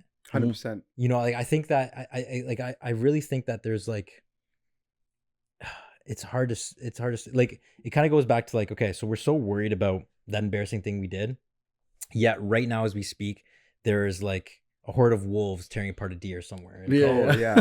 Like the world doesn't care about your problem. Yeah. It's so true though. You know what I mean? Like, and that's why, like, I think, when I hear people that are so like anxious or I'm depressed, like throw them into the wild and tell them to tent. Tell them to start a fire and roast some marshmallows. Okay? Like go understand that nature doesn't care about you. Oh yeah. And I think that that's the truth about climate change. And the fact that and the disgusting thing is that they're just charging us more money, taxing us more money, is even more of an indication of how bullshit this is. Oh yeah. Yeah. It's an agenda, bro. It's in a complete agenda. Like, and just ask yourself, okay, what is the purpose of us getting taxed? Okay, so we're getting taxed. Are we changing the fact that climate is getting warmer? No. Like, are we making an impact? People aren't, even with them charging us, no one's gonna change their lifestyle. Like, you still need to heat your house. Yeah. And it's the people who are making these carbon taxes who are polluting the most. Yeah. These motherfuckers are flying to Davos and private jets from here to here to here. And you're worried about me cooking on my stove? You're worried about me doing this? One trip a year just to go just from here to the States? That's so bad? Yeah. Get out of here, yo. And what's the alternative is what I ask. Like, what's the alternative? Okay, you tax me on carbon. Like, okay, first of all, what's the purpose? Are you trying to scare me from purchasing more gas? Okay, so it's so much more expensive now, I won't gas my car up. What's the alternative? What else do I have to do? How am I going to heat my home? Like, I'm going to heat the home because I have my family there, and I'm gonna make sure that they're not gonna freeze to death. Yep. What's the alternative that you're providing me? No, this is just a matter of getting more money out of our pockets. Yeah. Yep. And just like, if anybody believes in the carbon tax, that like we're benefiting our society, they literally just charge us HST on our carbon tax. That's the most recent carbon tax hike. Yeah. Was literally they charged tax on top of our tax. That's wild. That's all it was. It was HST on top of our tax. Yeah. The harmonized sales tax on top of our carbon tax. Yeah. They just taxed the tax. Tax the tax. Ugh. It's disgusting. Yeah, it is. And have you guys heard of the origin of where taxes came from? No. They started being implemented during the it was either World War I or World War II. Okay. During the war, because we needed to fund the war. So they started implementing taxes. And this is the gross thing about government, is because as soon as you start something, never goes away. Yes, you give them an inch, they take a mile. And that's what we're experiencing here. And like, you get a guy like Justin Trudeau. Trash. Yeah, man. He comes in, he just starts spending all kinds of money. COVID, like all he did was shut us down, stop us from working, and then start printing money. Yeah. And we're all wondering why we're in such a distraught state here. People can't rent. People can't pay their mortgages. Like, it's very clear what happened. You had somebody that was in power that spent a lot of money, shut down businesses, shut down the economy, and shut down like our like all of the resources that we have in Canada. Like, we're from El Salvador, Central America. El Salvador, with its tiny size of a country, with its limited resources, is starting to flourish. Like, imagine you implemented that level of government in Canada that has all kinds of resources. Oh yeah, oil, everything. One of the most. Oil, Don't we have some of the most fresh water, which is one of the fresh water. Everything. We have everything. Yeah, we should be like one of the richest countries. Well, even, yes. Right? Well, even too. I'm pretty sure all the oil we extract, we don't even clean it out ourselves. We have to send it over the border to the U.S. for them to do it, for them to give it back to us with money like attached to it. It's not like it's not a free process. So it's like we're shooting ourselves in the foot twice instead of just once. Yeah, it's complete nonsense. So we have the resources here in Canada, and we're buying it off of the countries. Yeah, just to be in this illusion that we're helping the environment, right? Like that's really what's going on, right? So Trudeau shut down the pipeline to Texas, and I don't know what the implications of such a project would be. I really don't. I don't know what that would have on the impact on the environment. But I still go back to the fact that you're depressed in your bed, and yet there's a pack of wolves taking apart a deer. Yeah. Like nature really doesn't care. Like I really think it probably would be insignificant. 100%. Nature's gonna do its thing. Oh yeah. And so, but the ironic part is like he shuts that down because we had to protect the environment. That's the Canadians don't do that. We're in Canada, we protect the environment. Yet you just buy it off another country that's just doing the same thing anyways. Yeah. Mm-hmm. And then you tax us here at home. Yeah. And then you send money abroad for artificial wars, and then we have homeless encampments in our most beautiful cities, the most popular cities that were flourishing. Mm-hmm. Toronto, Vancouver. Like, have you guys seen those encampments? Yeah, even the ones we have here in London. They're not as the ones we have here in London. They're just as bad. Yes, it's disgusting, man. And no, they can't live anywhere because rent's $2,000 a month for a shitty 1-bedroom apartment. Yeah, and the government's already kind of like screwed up their lives enough where they, even if they had an apartment, it's the same shit. Yeah, they'll do worse. They're already in that state of mind where like there's no growth. It's like this is how life is, right? And it's crazy because like we're the only thing on this world that can overthink something. Like you said, back to your point about nature. It's like you think a hungry wolf is gonna be like, oh, I shouldn't kill that today. No, you might not be one tomorrow. It's all or none. There's no like, but humans could be like, oh, I shouldn't do this. It's not right. It's to our advantage, and it's why we're like so special compared to other species. But it's like one of those things where it's like it's our own Achilles heel too. Yeah, because we're overthinking these things. Oh, carbon tax, all this bullshit. Yeah, but like you said, nature is just like all in on principle. Yep. Let's keep it going. Yep. Yeah. Have you ever seen this is why I love watching nature videos. Like, we have this funny idea of bears. A beautiful creature. Yeah. Okay?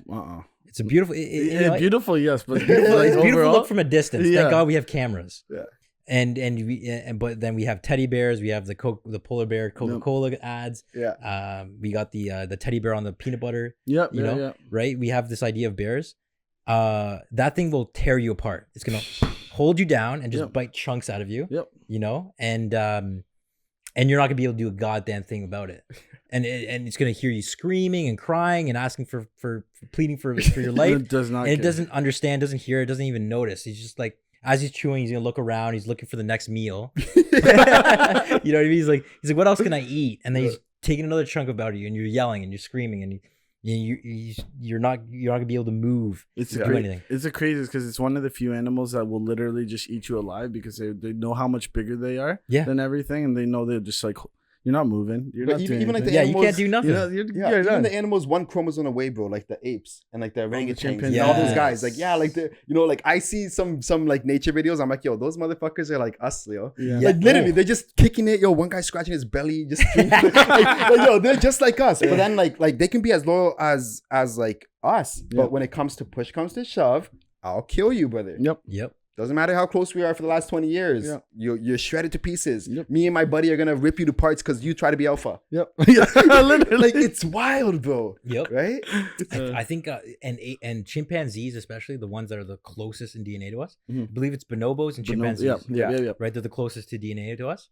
They're the most ruthless. Yeah. Because chimpanzees have that level of intelligence where they understand, I can kill you, but why don't I just bite your fingers off? Yeah, let me get you. Take your genitals off. Yeah. Stuff like that. Now you can't reproduce and fuck. Yep. Now you can't hold things in your hands because us as humans, like it's all hands. Like you can't type it. Imagine you couldn't type anymore. Yeah. Like that limits your life by so much. Yep. Mm-hmm. And obviously we have humans that don't have hands that just figure it out, whatever.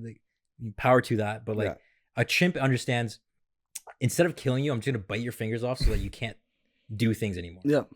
So they have that level of intelligence. They're devious too. Yeah. Oh yeah. You know, they throw shit at one another, bro. Yeah. They do. Well, They do crazy and they know shit. what they're doing. Even too, it's crazy you brought up the bonobos. I'm pretty sure they even found those are one of the few chimpanzees that actually have different like skin or eye colors.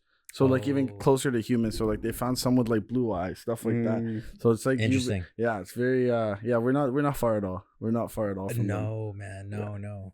I believe that, although I believe in God, I do believe that the Earth has been around for a long time. I think we have enough science to understand like that's kind of just what happened. Yeah. And there's the idea of there being a God doesn't negate that. Mm-hmm. Right? I mean, I think religion is the one that tells us that's only been around for 6,000 years.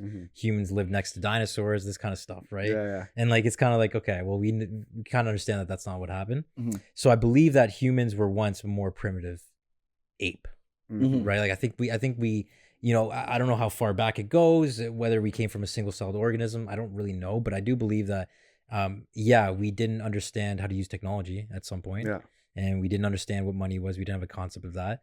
And we didn't know how to write at some point. Yeah. We learned these along the ways of our evolution, right? And so I look at chimps and go, okay, well, yeah, that's just, you know, earlier stages of what might have been like when we were more primitive. And it's crazy because those chimps live in near villages, like with humans. They're learning how to hunt. Like they have spears. That you see them with spears, just throwing it at fish and just picking up, like they're picking up on shit that we're doing, bro. Planet of the Apes is coming soon. Yeah, literally. Planet of the Apes is coming soon, bro. Yeah, man. You seen that one video of like that orangutan? Yeah. Dude, you know what I think would be a good idea? Like we should like getting a screen so we can look at videos. Yeah, and, like, bro. Yeah, 100%. You know what I mean? Yeah, right? yeah, 100%. That'd be cool because like there's that one photo of that orangutan, and this orangutan's they're so much stronger than us, right? Oh yeah. So he's hanging off of a tree with his feet. Because they're like almost like hands, right? Yeah, Their feet are more like hands. We have different feet. Yeah. He's hanging onto it with his 2 feet and one arm, and he's got a spear in the other hand. Yeah. And he's just like hanging off on the river and just waiting for that fish to come by and just stab at it. Yeah. It's a tool. It's a tool. It's like crazy. They learned how to use tools. It's crazy, bro. You know, like how long before they probably have some form of communication. 100%, oh yeah, 100%. Right? Like you know, they must. Well, even too, I was listening yesterday about like crows, for example, how smart those are. Yeah. Like crows, like even crows will talk between each other. Like there's an experiment someone ran where like there's this guy who's really rude to like this group of crows.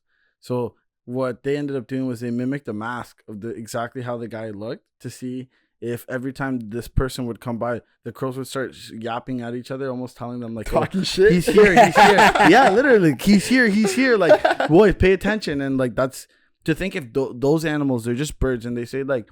Think of how big our brains are, and they're bird brains. They're just small, but they're so intelligent to that. It's like, can we really put like an idea of like how smart an animal is based on their brain size?